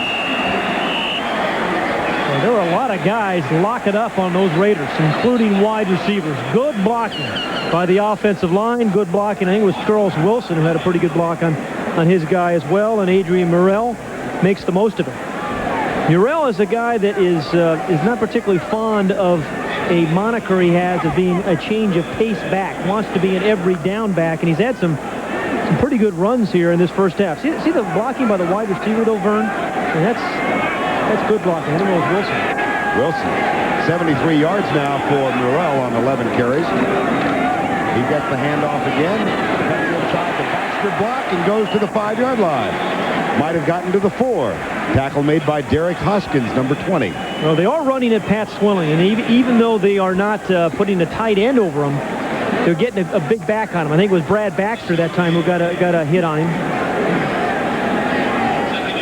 And then a nice cutback run by Adrian Morrell. I mean, he's got a pretty good vision for a big back at 215 pounds. He's got some pretty good vision and cutback ability. 2nd and 4 from the 5. 31-3. Baxter in motion. Quick setup into the end zone, incomplete. Intended for Kyle Brady, the tight end. Yeah, this is where a guy who is 6'6" can be a tremendous advantage to a quarterback. Hey, you have to play in there strong. You really have to post up. It's like a basketball play. Big stretch, can't get the left, well, he gets the left hand on, just can't hang on. He was kind of slowing down, and I think Esiason thought he was going to keep moving. And again, that is that communication, that subtle communication between quarterback and receiver. They just don't have it yet, Brian. 3rd and 4 from the 5. Esiason, there he goes. They even fumbled, too. Andre Bruce, number 99. Another of those who has found redemption in a Raider uniform. They may have moved to Oakland, but no, I guess they're back to their Oakland days. Yeah, this looks like the Raiders vintage, of the 70s. Yeah, you mentioned Andre Bruce. He was the #1 pick, the entire #1 pick. He is number 99, who is putting some. He's in the top. This side is Pat Swilling, 56. 99's at the top on Malamala. Escapes him. He just held on the ball an awfully long time. But Andre Bruce, the #1 pick, the entire draft in 1988, people thought he was a bust. Absolute bust out of Auburn. And again, he has been a good pass rusher. Number 56, defense. Half the distance in the dead ball spot. Automatic first down. On Pat Swilling. Yep. Yeah. Mike White got the nice California tan going, doesn't he? Mm-hmm. Knows what kind of wine goes with halibut. He does. Look at him. He's a Northern California guy. Okay, which kind does? I'm not a wine connoisseur. You are. You tell me. Some sort of Chardonnay, I assume, right? But Mike knows. He knows those things. Mike does know those things? Yeah, he's a Northern California guy. Yeah, he's back home.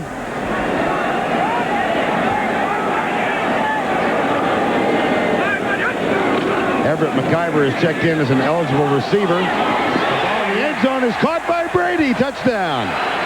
Kyle Brady gives the Jets their first touchdown of the night. Nick Lowry is on for the extra point.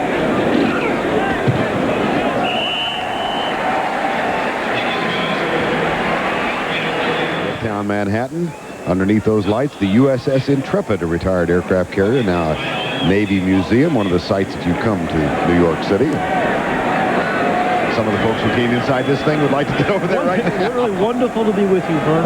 Travel log of experience tonight. I'm still trying to find the wine for the halibut. We're going to get you a lift. You're kind of a wine guy. You'd probably. Well, I'm just only kind of a wine guy. Don't give me that reputation. I'm fighting hard enough as it is.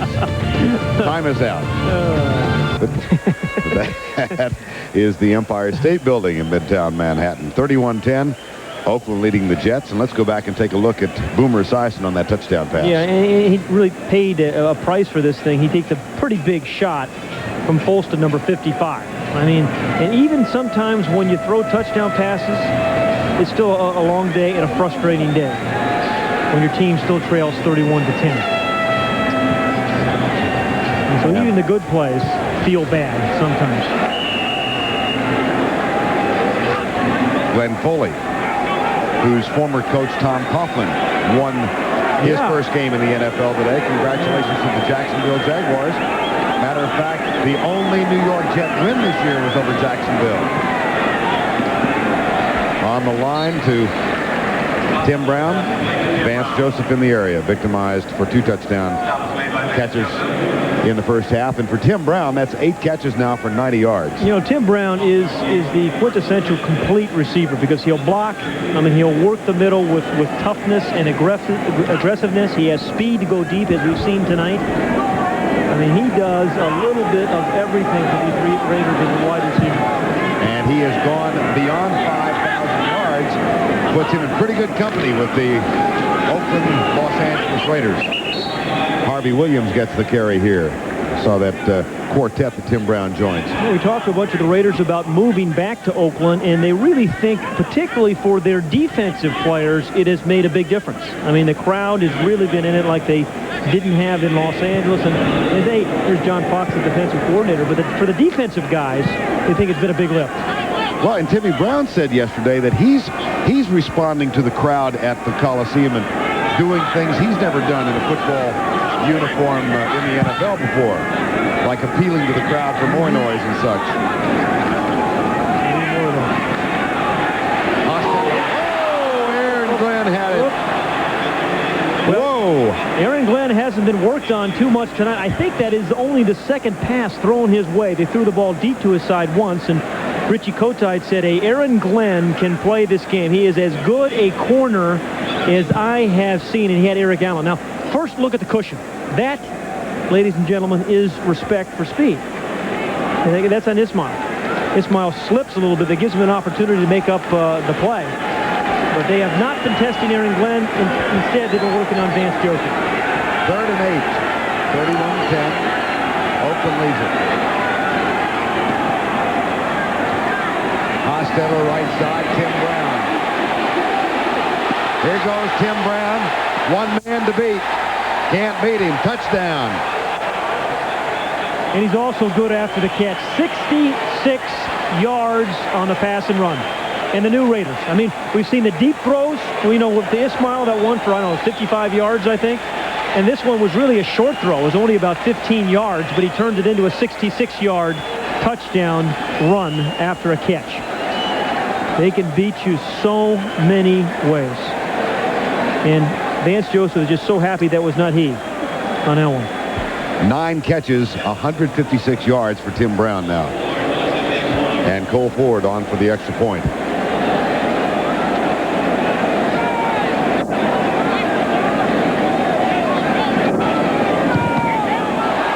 That one is blocked. That is the only thing that's gone wrong tonight. I have a feeling we may be in need of company before this game is over. I'm going to give you something. I'm not leaving. But watch, again, he breaks the tackle. He is he breaks the tackle of Marcus Turner, and then it's a foot race. And when you get in foot races with Raider receivers, you generally lose. Time is called. Well, some fans are still here, but they don't appear overjoyed. Well, they're having a good time. I've got the guy right next to me that they might send in. Do you? Yeah. Okay. Surprise visitor. I told you we didn't want to be alone. Here's Dexter Carter. Flags are down. And Dexter Carter is down at the 35-yard line. We'll check the infraction now. Here is Gordon McCarter. And the line judge, Ben Montgomery. There is no foul. The block on the return team was perfectly legal from the side. I thought so. Well done. Well done. Well, there are moments when I realize that you and I are men of average height. This is why I get out of the game. Guys like Bubba Smith. We are Raider history back in the 70s. You played with them a couple of years. Played 2 years with them.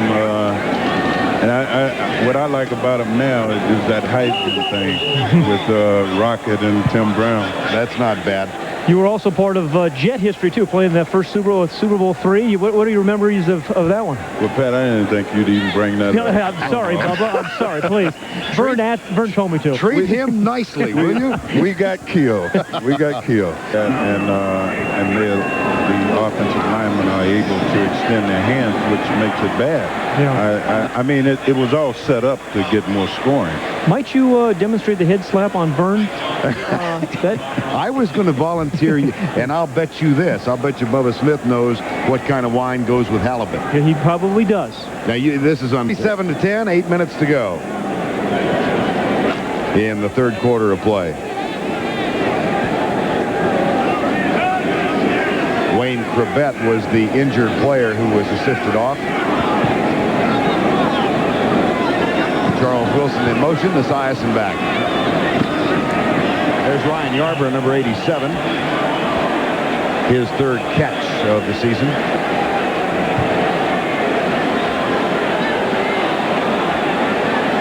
7:45 to go in the third quarter. Well, you know, we saw Jacksonville last year and, you know, some things, or last week, excuse me, and about some things they can build on. It seems like last year. Some things they can build on. There's not a lot. I think the Jets can feel good about tonight. They have not played well in special teams. The defense has given up 37 points, and their offense only has one touchdown. That one, oh boy, Derek Hoskins almost picked it off, intended for Yarbrough. Hoskins, number 20, and the punting unit comes on. But it's not going to get much easier for the Jets either. They've got to go to Buffalo next week. Yeah, these Raider defensive backs, I'll tell you, they always rally to the football. The corners play a lot of bump and run. They jam receivers. And the strong safety plays like a linebacker. And then the free safety, Derek Hoskins, just makes up ground like that. Tim Brown, who has had a memorable evening, is back to return the punt. Ryan Hansen. Fair catch called by Tim Brown. He grabs it at the 15-yard line. Time has been called. We're midway through the third quarter. Long, long night for the New York Jets. At the Meadowlands in East Rutherford.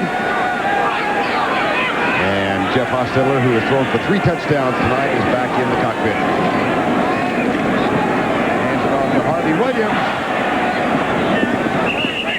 Wilbur Marshall, number 58, makes the tackle and appears to have arrived in an angry mood. Another good lead block by number 34, Derek Fenner. And there's Wayne Corbett. We just get word he has a bruised knee.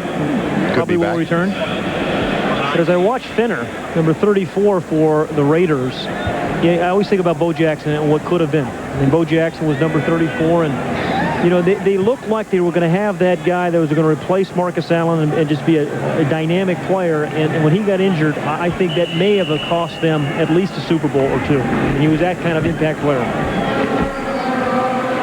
Time has been called now. Derek Fenner and his teammates will get a bit of 6:34 remaining third quarter. Oakland leading at 37-10. And they're looking now to second down and 7. Quick behind Hostetler.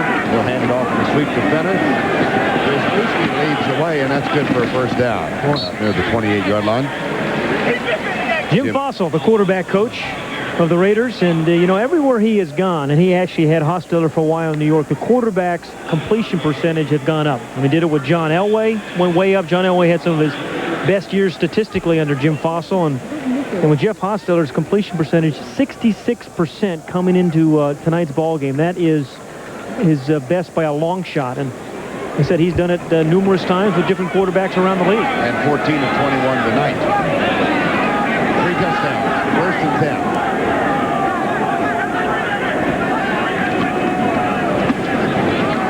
Harvey Williams tries to get by Aaron Glenn, and Glenn drives him out of bounds.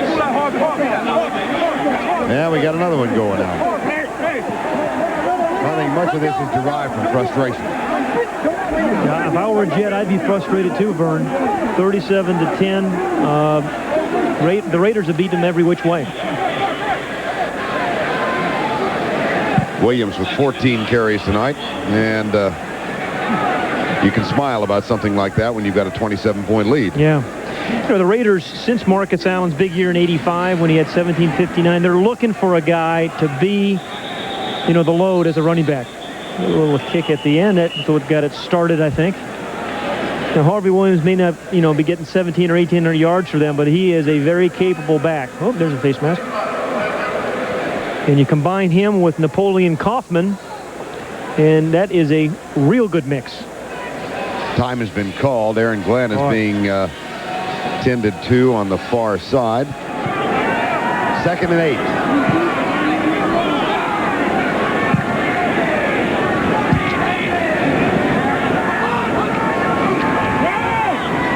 Williams does a good job of protecting the ball. He's down at the 35, 36-yard line. Victor Green gets mixed up with things. Marcus Turner is on now, number 23, at one of the corner spots. Aaron Glenn being treated on the bench. You know, I'm surprised Marcus Turner didn't come in earlier, or Victor Green, and play for Vance Joseph. I mean, Marcus Turner, number 23 for the Jets, is a natural corner. and yet they just started Vance Joseph. He was burned badly, and yet they've hung in there with him. 3rd and 3.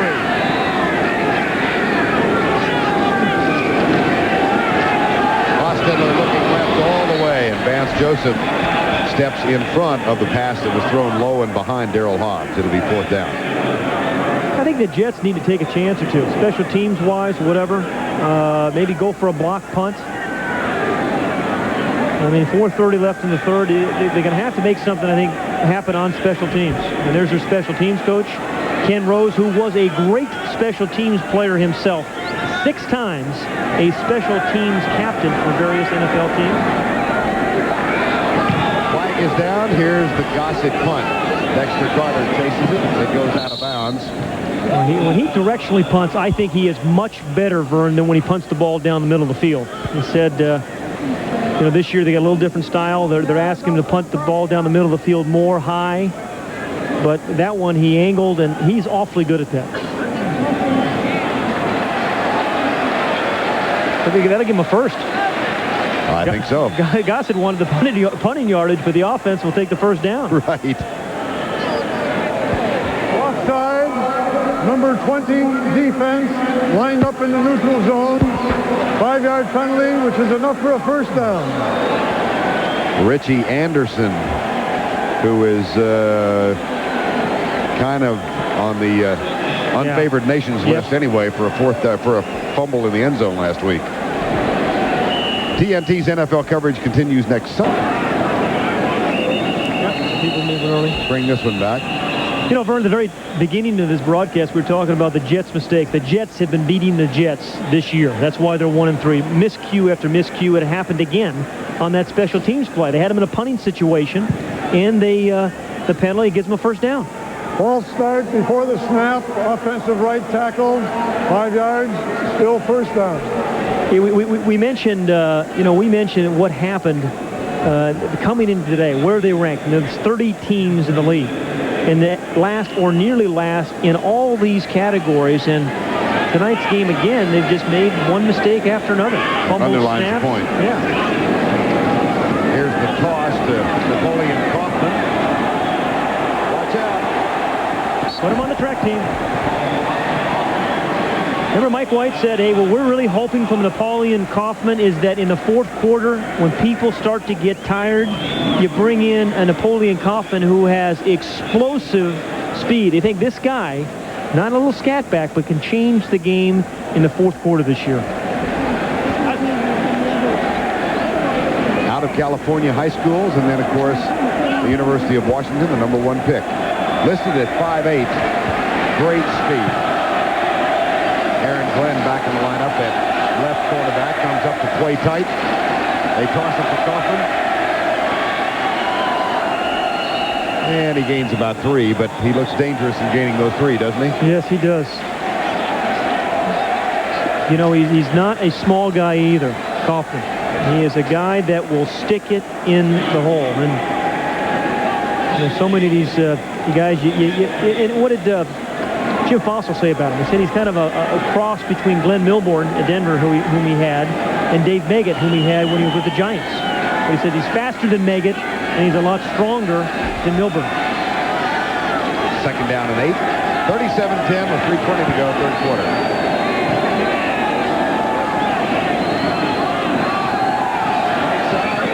Incomplete for Jet. Aaron Glenn, pretty good coverage. And weren't you surprised when talking about Aaron Glenn or Richie Kotite was when he was talking about Aaron Glenn, saying he was the best corner he had ever seen, and he coached Eric Allen in Philadelphia. And compared him to Eric Allen. He said, I don't mean any disrespect to Eric Allen, but this kid's better.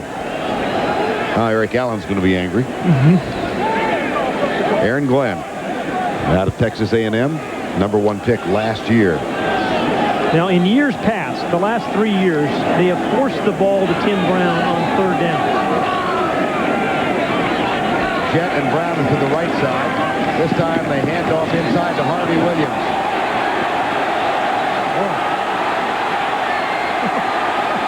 What a healthy run. There were a lot of body parts moving on that run. Did you notice that? It wasn't just his feet and legs. His neck, his shoulders, his eyes, his hands, everything were moving.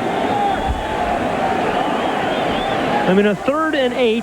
It's a real change of pace. A big block by Fenner again, number 34, right there. In terrific vision. And then, boy, he's got some change of direction speed. And these guys they're dangerous. 29-yard gain for Williams. He's got 80 yards on 15 carries now. And the Raiders are threatening again.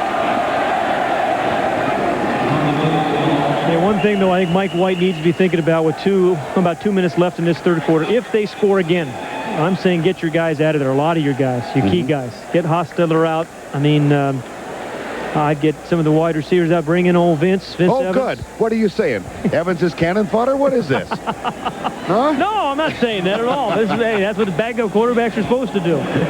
Go ahead and get your turn, Vince. Your turn. Yo, Vince. Actually, I am saying you're a cannon fodder.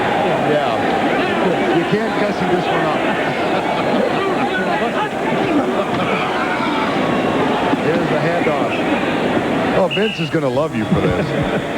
Your former teammate. Yeah. That's Southern Cal. The first time I met Vince, or one of the first times I met Vince, believe it or not, this Roosevelt guy was... administration? He was, yeah, that's it.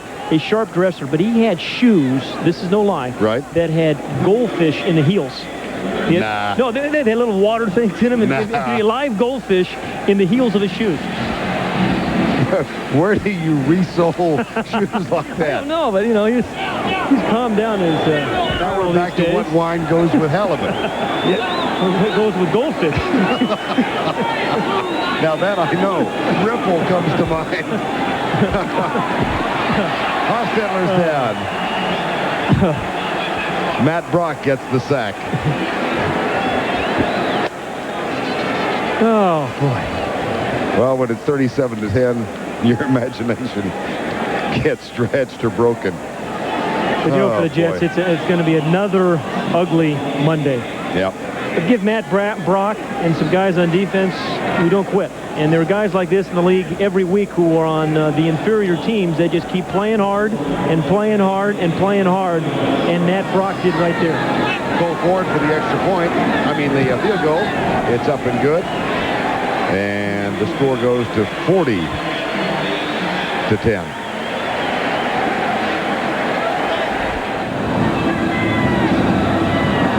76-yard drive in 13 plays. My kid saying send money. This kid's saying send help. And Cole Ford to kick off. Dexter Carter and Ron Carpenter RD.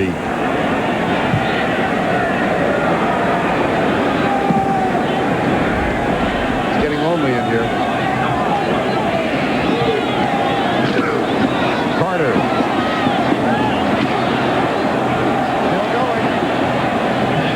Out to the 35, 36-yard line.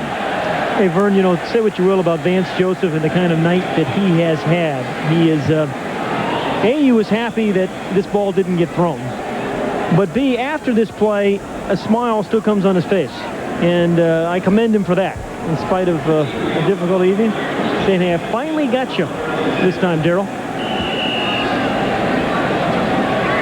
Been a tough one. First down and 10. Boomer Esiason still in the quarterback. Blitz coming. Flags are down. Pass incomplete. It was tipped. Boy, did I see a bunch of tip balls today. I mean, Steve Young had a bunch tipped. More and more prevalent. We saw some last week in Jacksonville. And I bet you I've seen 5 or 6 a game. That'll be a motion call against the Jets. Vince Evans loosening up the old limb. 16th year in the NFL.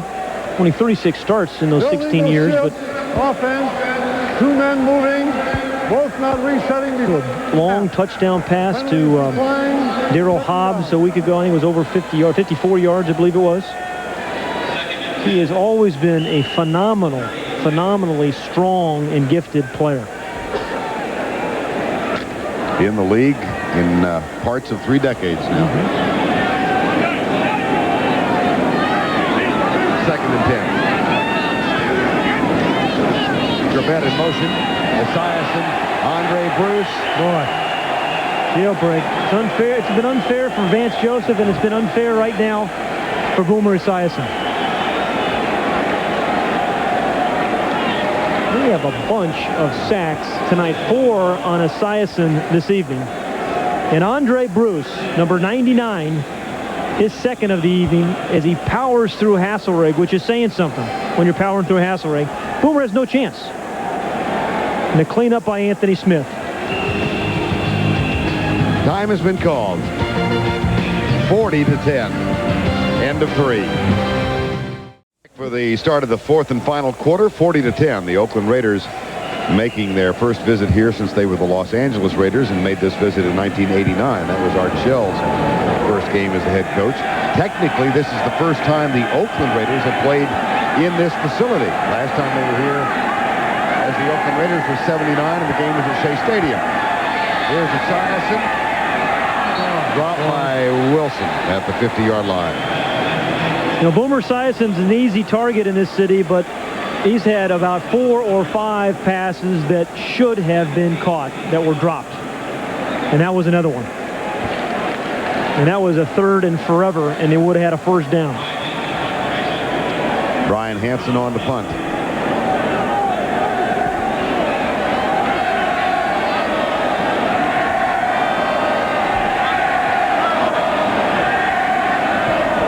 Tim Brown back to return it. Fair catch made at the 19-yard line. And we have one of those ubiquitous pieces of yellow down.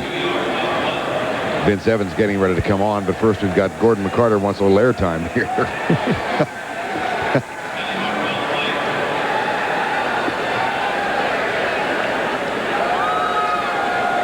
These are the games you like to fast forward through the rest of the game for your head coach and just get ready for the next one. You know, there's not a lot of positives that Richie Kotite has for his team after this one. And, of course, the Jets have yet to score in the 4th quarter of any game this season. So, well, thanks for all the hope. Ineligible downfield, number 84, kicking team. 5-yard penalty, repeat 4th down. So they'll make the trek back and repunt. And you know, Vern, for Boomer Esiason, you know, a guy in his 12th year, you know, this was supposed to be a team when he came here 3 years ago that was on the rise. They are not. And to me, for a guy in his 12th year with maybe a few years left, I know it's his hometown, but if he wants the most out of his football career, this is not the place for him. Well, and he said to us yesterday, I'm not ready for a broadcasting booth because he'll be terrific at that when it happens. But he said nothing I've found can replace the thrill of the playing, what this feels like. But everybody wants to win a championship, and it's not going to happen, I think, in his career here. Right. He is in the last year of his contract here. I think he's going to have to make a decision, and the Jets are going to have to make a decision about where he plays next year. It's going to be a tough one.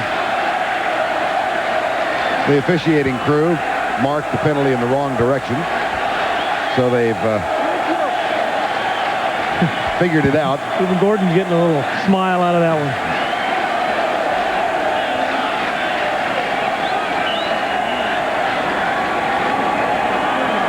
And we're back to punt again. Brian Hansen. Tim Brown has moved up to the 35. Fair catch at the 35-yard line.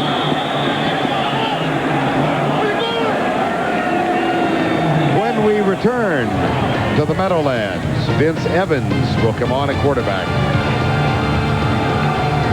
1968, the date of the famous Heidi game. With 1:05 remaining in a game between the Jets and the Raiders in Oakland, NBC left the game to air the children's movie Heidi on the East Coast.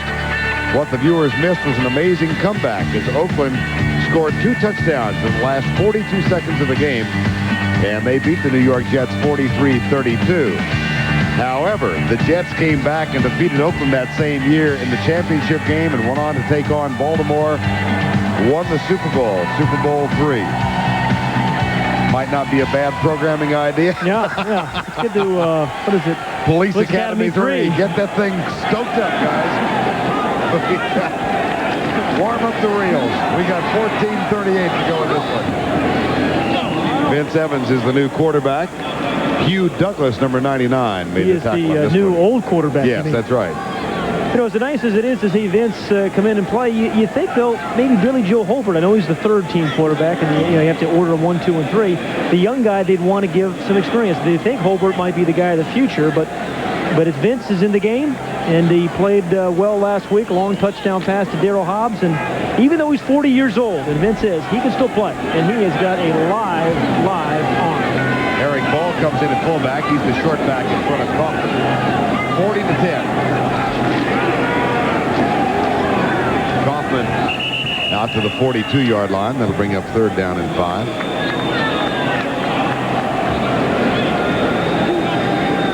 James Jett hurries on. Oakland goes back home next week to take on Seattle. Then they're at Denver. Mike White said he is having more fun in his first year as an NFL head coach. He coached 2 different spots as a head coach in the collegiate ranks at California and at Illinois. Well, you know, he coached 37 years before he finally got his head coaching job in the NFL as a head coach. He deserved it a lot sooner. Eric Ball. And that'll be 4th down. Just finishing the thought up on Mike White, you know, this is basically the same Raider team a year ago that many people, myself included, picked to go and win the Super Bowl, and they were underperformers a year ago. He has got these guys playing at a very high level. And, you know, injuries play such a large part. Who knows what will happen with the injuries. If they play like this and have guys healthy, they're as good as anybody. On 4th down, here's Jeff Gossett. That's a dandy punt. Dexter Carter at the 10.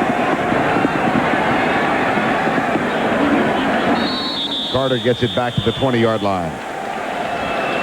Carl Kidd, number 46, downfield to make the tackle. Time has been called. 12:32 remaining in this one. 4-1 on the season. They have a 30-point lead with 12.5 remaining in this one. And we hear a lot about the successful teams over the last 2.5 decades. The 49ers, the Cowboys with their division titles. The Jets, of course, won that Super Bowl III, one of the most historic Super Bowl victories ever. But look down at the bottom. No division titles since then. That's one reason why Jet fans are referred to as long-suffering. Esiason gets rid of it, but then the ball is it complete? Dropped. Charles Wilson, the intended receiver. Well, we got an old Jet from the 1968 Super Bowl team. John Dockery working the game here for CBS Radio. He was a guy that, remember, he said, I missed the Heidi game with an injury. Right, and was reminding us that in Super Bowl III, he played both offense and defense. Yes. He was the 4th leading receiver on the team that year. And the 5th defensive back. Here's Esiason in LaFrac. And we told him before the game tonight that if this thing went south, he was going to get on camera. So, FaceTime for the doc.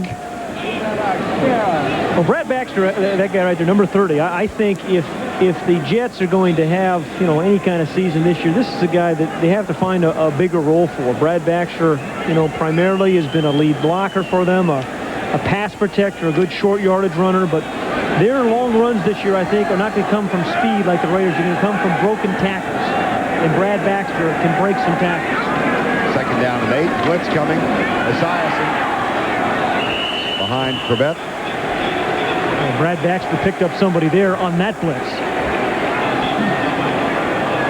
And Boomer's talking to Corbett. Mix up on the route. Yeah, 40-10, I think you take Boomer Esiason out. He has nothing left to prove in his 12th season. He is going to take a shot to the legs. Robbins goes low.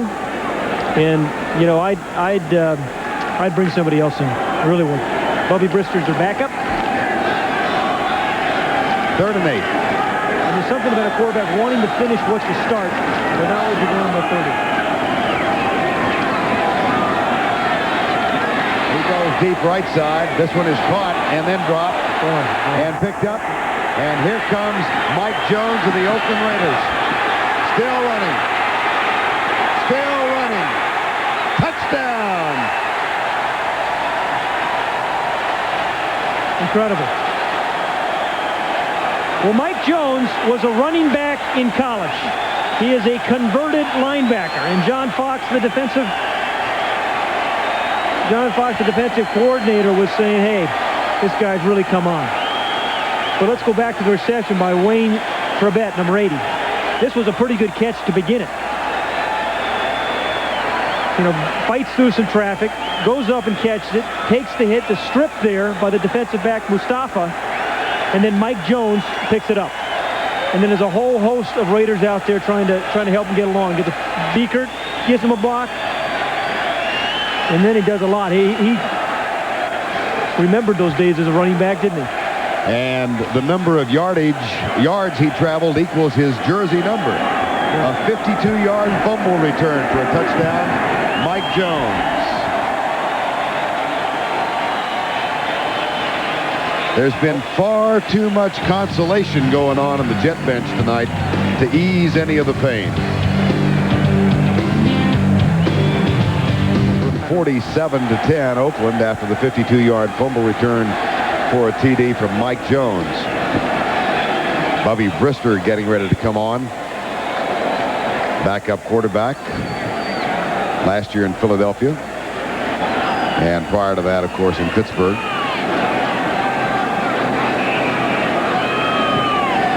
Ron Carpenter, Dexter Carter a deep. Cole Ford's kick taken by Dexter Carter.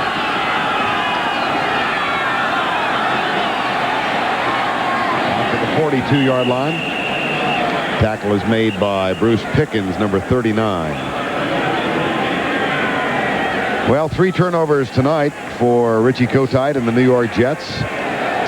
NFL leaders in takeaways. Yeah. Raiders 15, scored 2 touchdowns on turnovers last week, 1 tonight, and then the giveaways. Jets 17. The Steelers lead the pack at 18. Steelers only had 1 today. But the Jets defense has now scored 3 touchdowns this season thus far. 1 tonight, 2 last week. Boomer Esiason for the night, 15 of 30, 171. Sacked 4 times, 1 fumble. Brad Baxter gets the handoff, and he gets it out to the 47-yard line near that logo in the middle of the field. You know, I've been coming here. The first year, I think, was 76. And see the logo in the New Jersey map? Here's tonight's trivia question. This is fourth quarter material. Trivia question. What do the 4 stars stand for in the map of New Jersey? Huh? San Luis Obispo. That was the answer last week. No, that was Cal Poly Pomona. Oh, that's right. I'll give you a little time to think about this. You can do any research you want. 4 stars, what do they represent? I do have the answer. Pass is incomplete. Ask me a bunch of questions you don't know the answer to. I have in my hand here the amazing Kreskin. Okay. You ready for this? See that star at the top? Yes. Got to circle that. See that guy right there? Yep. That is the Meadowlands Complex in East Rutherford, New Jersey. Right there. That one right there. Okay. Yeah. Number 2, right here. Yep. Number 2? Yeah, what's that one? That is the Monmouth Park Racetrack. Ooh, you know that? I was guessing that was the 3rd star. We're going to save the 3rd and 4th for the next play. There you go. Oh, you're useful. 2 down, 2 to go. Can I borrow you for my Christmas party? As long as I'm on your gift list. 3rd down into the flat. Morrell. Out of bounds at the 47-yard line. Well, okay, I'm on the edge of my seat. Okay, here we go. You ready? Now, this is number 3. Yep. Right. We got bodies in the way. There. Oh, no. Come on, fellas. There we go. Number 3, right there. That's the aquarium. Okay. All right. That's one of my favorite spots. Aquarium in Camden. Boy, a bunch of guys squishing some fish there. Yeah. Look at that. They got goldfish in their shoes. Number 4, right there. Huh? Okay. Number 4. That's the Convention Hall in Atlantic City. Now, tell me now why they're starred. I have the answer to that, too. Hey, I am a full-service bank. Nice punt. Nice bounce. Down at the 2. And we have a flag down there near the aquarium. Now, I'm really impressed that you knew those 4, but I'm really going to be impressed if you can tell me why they have those there. As soon as we give Gordon McCarty some airtime, I'll let you know. Must be a long answer. No, I don't want to disrupt it. There we go. The 4 stars. Here are the 4 unknown stars. Certainly by me. 5 receiving team during the catch. The penalty will be enforced from the spot where possession change. First down. At the Meadowlands, Oakland leading at 47-10, and they are backed up at their own 1-yard line. Now that we've informed you about the stars in the New Jersey map, I'm thinking back, a friend of mine whom you know, longstanding, Joe Cash, back in Dallas.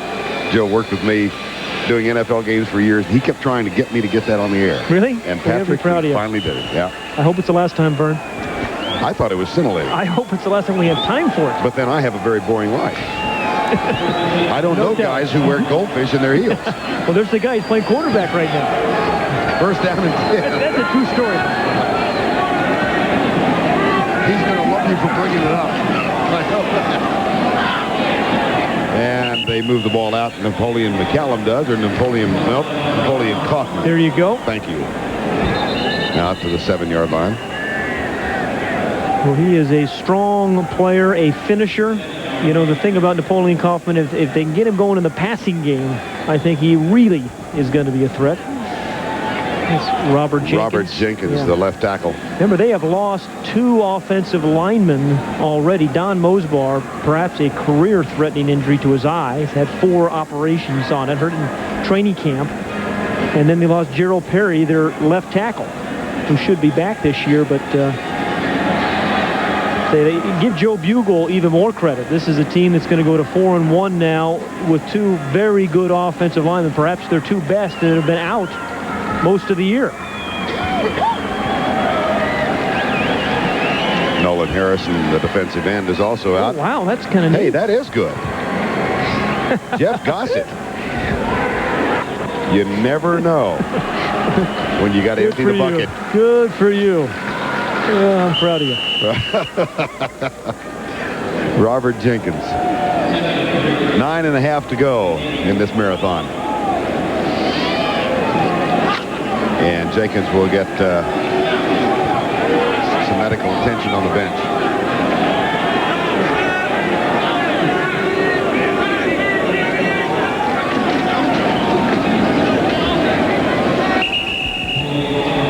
Kaufman moves it out to the 10-yard line. Hey, I think congratulations are in order to our erstwhile audio man, Victoria up here. He and his beautiful wife celebrated the birth of Rachel Marissa Victoria this past week. He just handed me It's a Girl candy cane.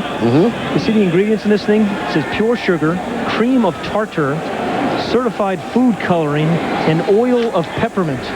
Thanks for looking after my health, Victor. I appreciate that. But congratulations.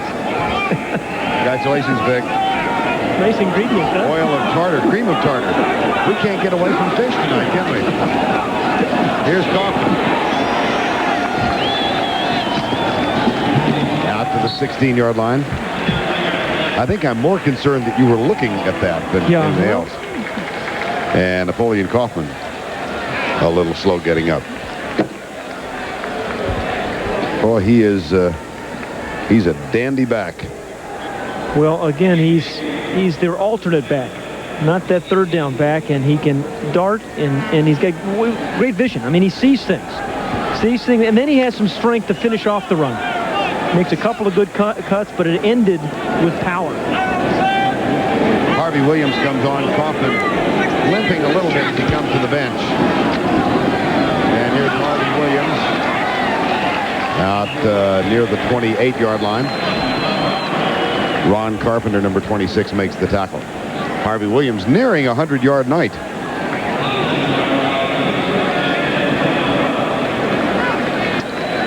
Well, look at that. This is what the Jet defense has given up in rushing. And it started with 114 with the Dolphins, and it's got progressively worse, 172 yards. That's a testament to Joe Bugle and that offensive line, and obviously a very big lead.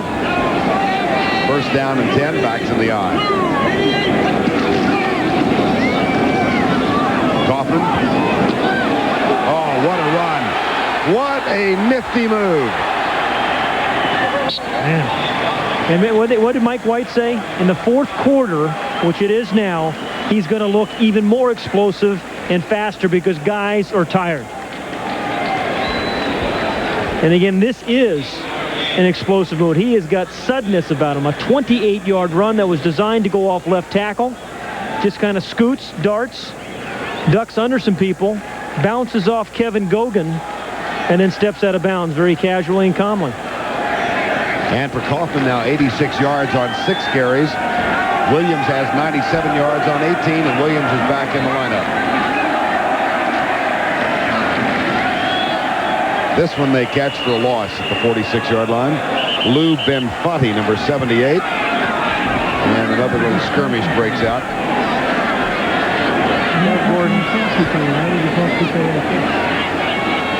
Kevin Gogan's a big guy to be arguing with.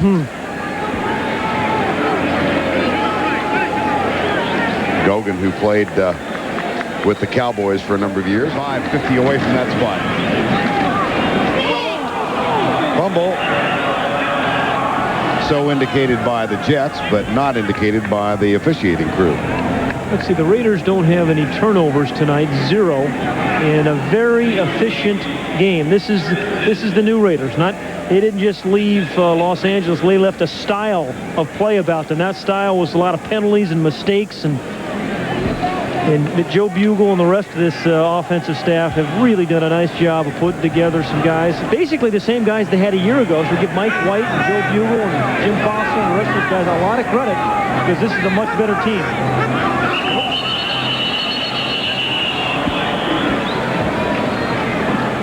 Looked like the Raiders may have moved. Well, Steve Wisniewski was talking about Joe Bugel to us this week and said, you know, false start before the snap. 88 offense, 5 yards, still 3rd down.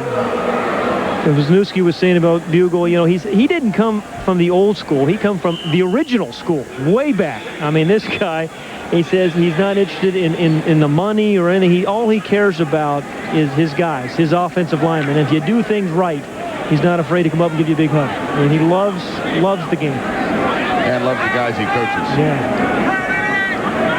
3rd down.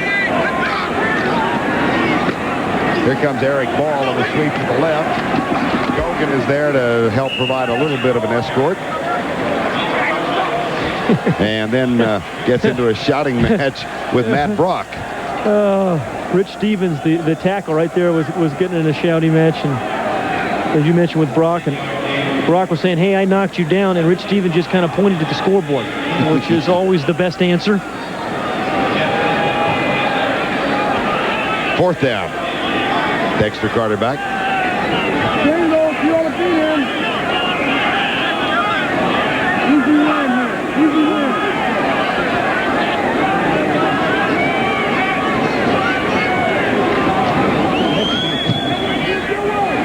That one is way up in the air. I'd rather see him kick it directionally. I mean, he is so good kicking the ball directionally, and they got a little different style kicking it down the middle, but no, Pat Swilling has been one of these guys we've talked about, his career reborn with the Raiders, and he has had a very good evening. It started in the first quarter when they tried to run a bootleg against him, and he was not fooled. And then he had a different kind of move, a power move, right over the left tackle Willard. And then in the run game, he was pretty tough as well. And it's the nose thing, I'm telling you. This nose thing really works. They may have Tim Brown wearing it soon, I'm sure.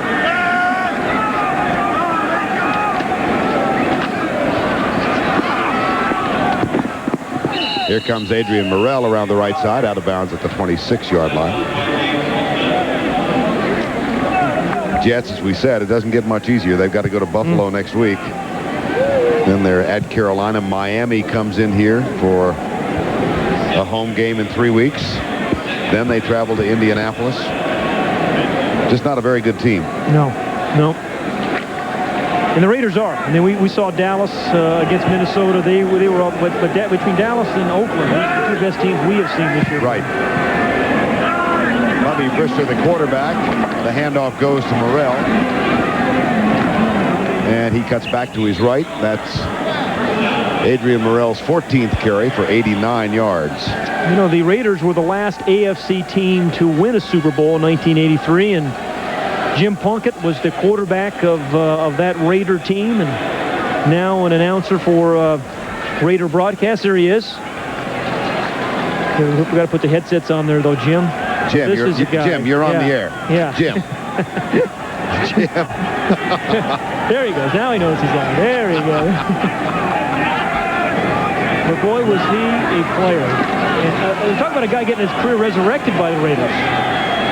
Yes. Remember? I mean, he was beaten up so badly with the Patriots. His career was virtually over. The Raiders pick him up, and then one season he didn't play one down for the Raiders. They put him on the bench and let him kind of recover. The next year, he led him to his first of 2 Super Bowls. So he had a terrific career both at Stanford and certainly with the Raiders. Former Heisman Trophy winner for the then Indians. That's now the Cardinals. See? Yeah, you got a full bucket. Hey, babe. Just in case you needed it. I'm worried about Jim not having that headset on. Yeah. He's working with Joel Myers over there. Joel's carrying the load here. 47-10. And Joel doesn't know what those stars represent. I'm glad I do now. 2:50 to go in this one. Raiders have some good young linebackers. That time it was James Folston, number 55. You're looking at Aaron Wallace, number 51. Folston's had a couple of nice plays. Had a sack of Esiason, or certainly a big hit on him. There's Holmberg. Good team with depth. And in this marathon of an NFL season, you need some depth. They have it in the defensive line. They certainly have it at linebacker. 3rd and 11.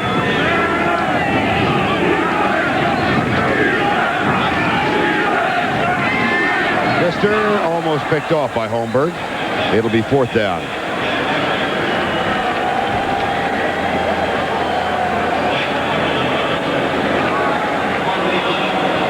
And Brian Hansen comes on to punt.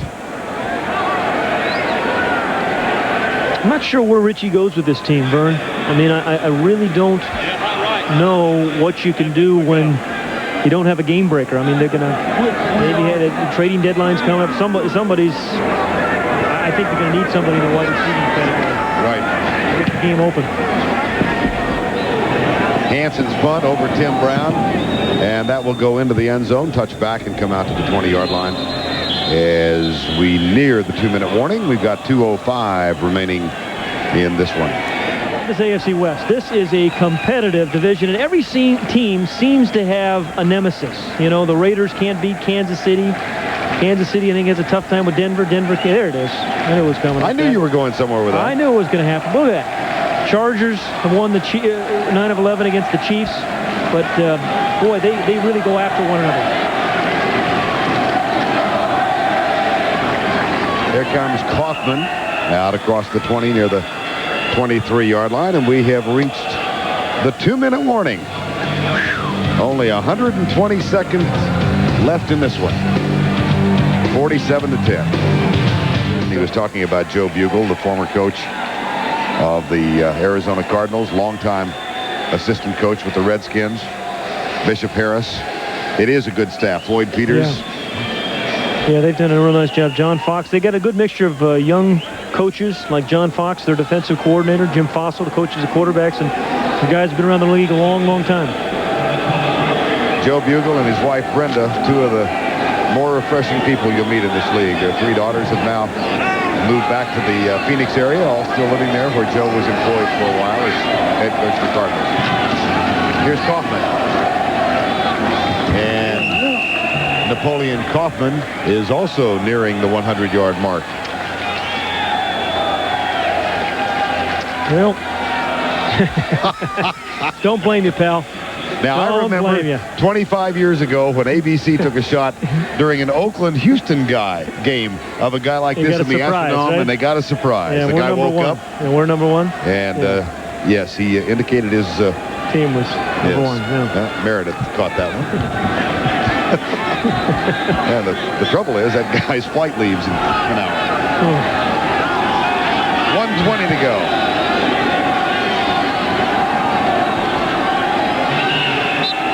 216 yards rushing tonight for the Oakland Raiders.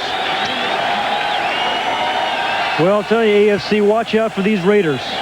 So much of it depends upon the health of your quarterback in particular, and everybody has that same risk. But this is a team that can go all the way. Executive producer of Turner Sports, Mike Pearl. The NFL on TNT is produced by Peter Lasser and directed by Lonnie Dale.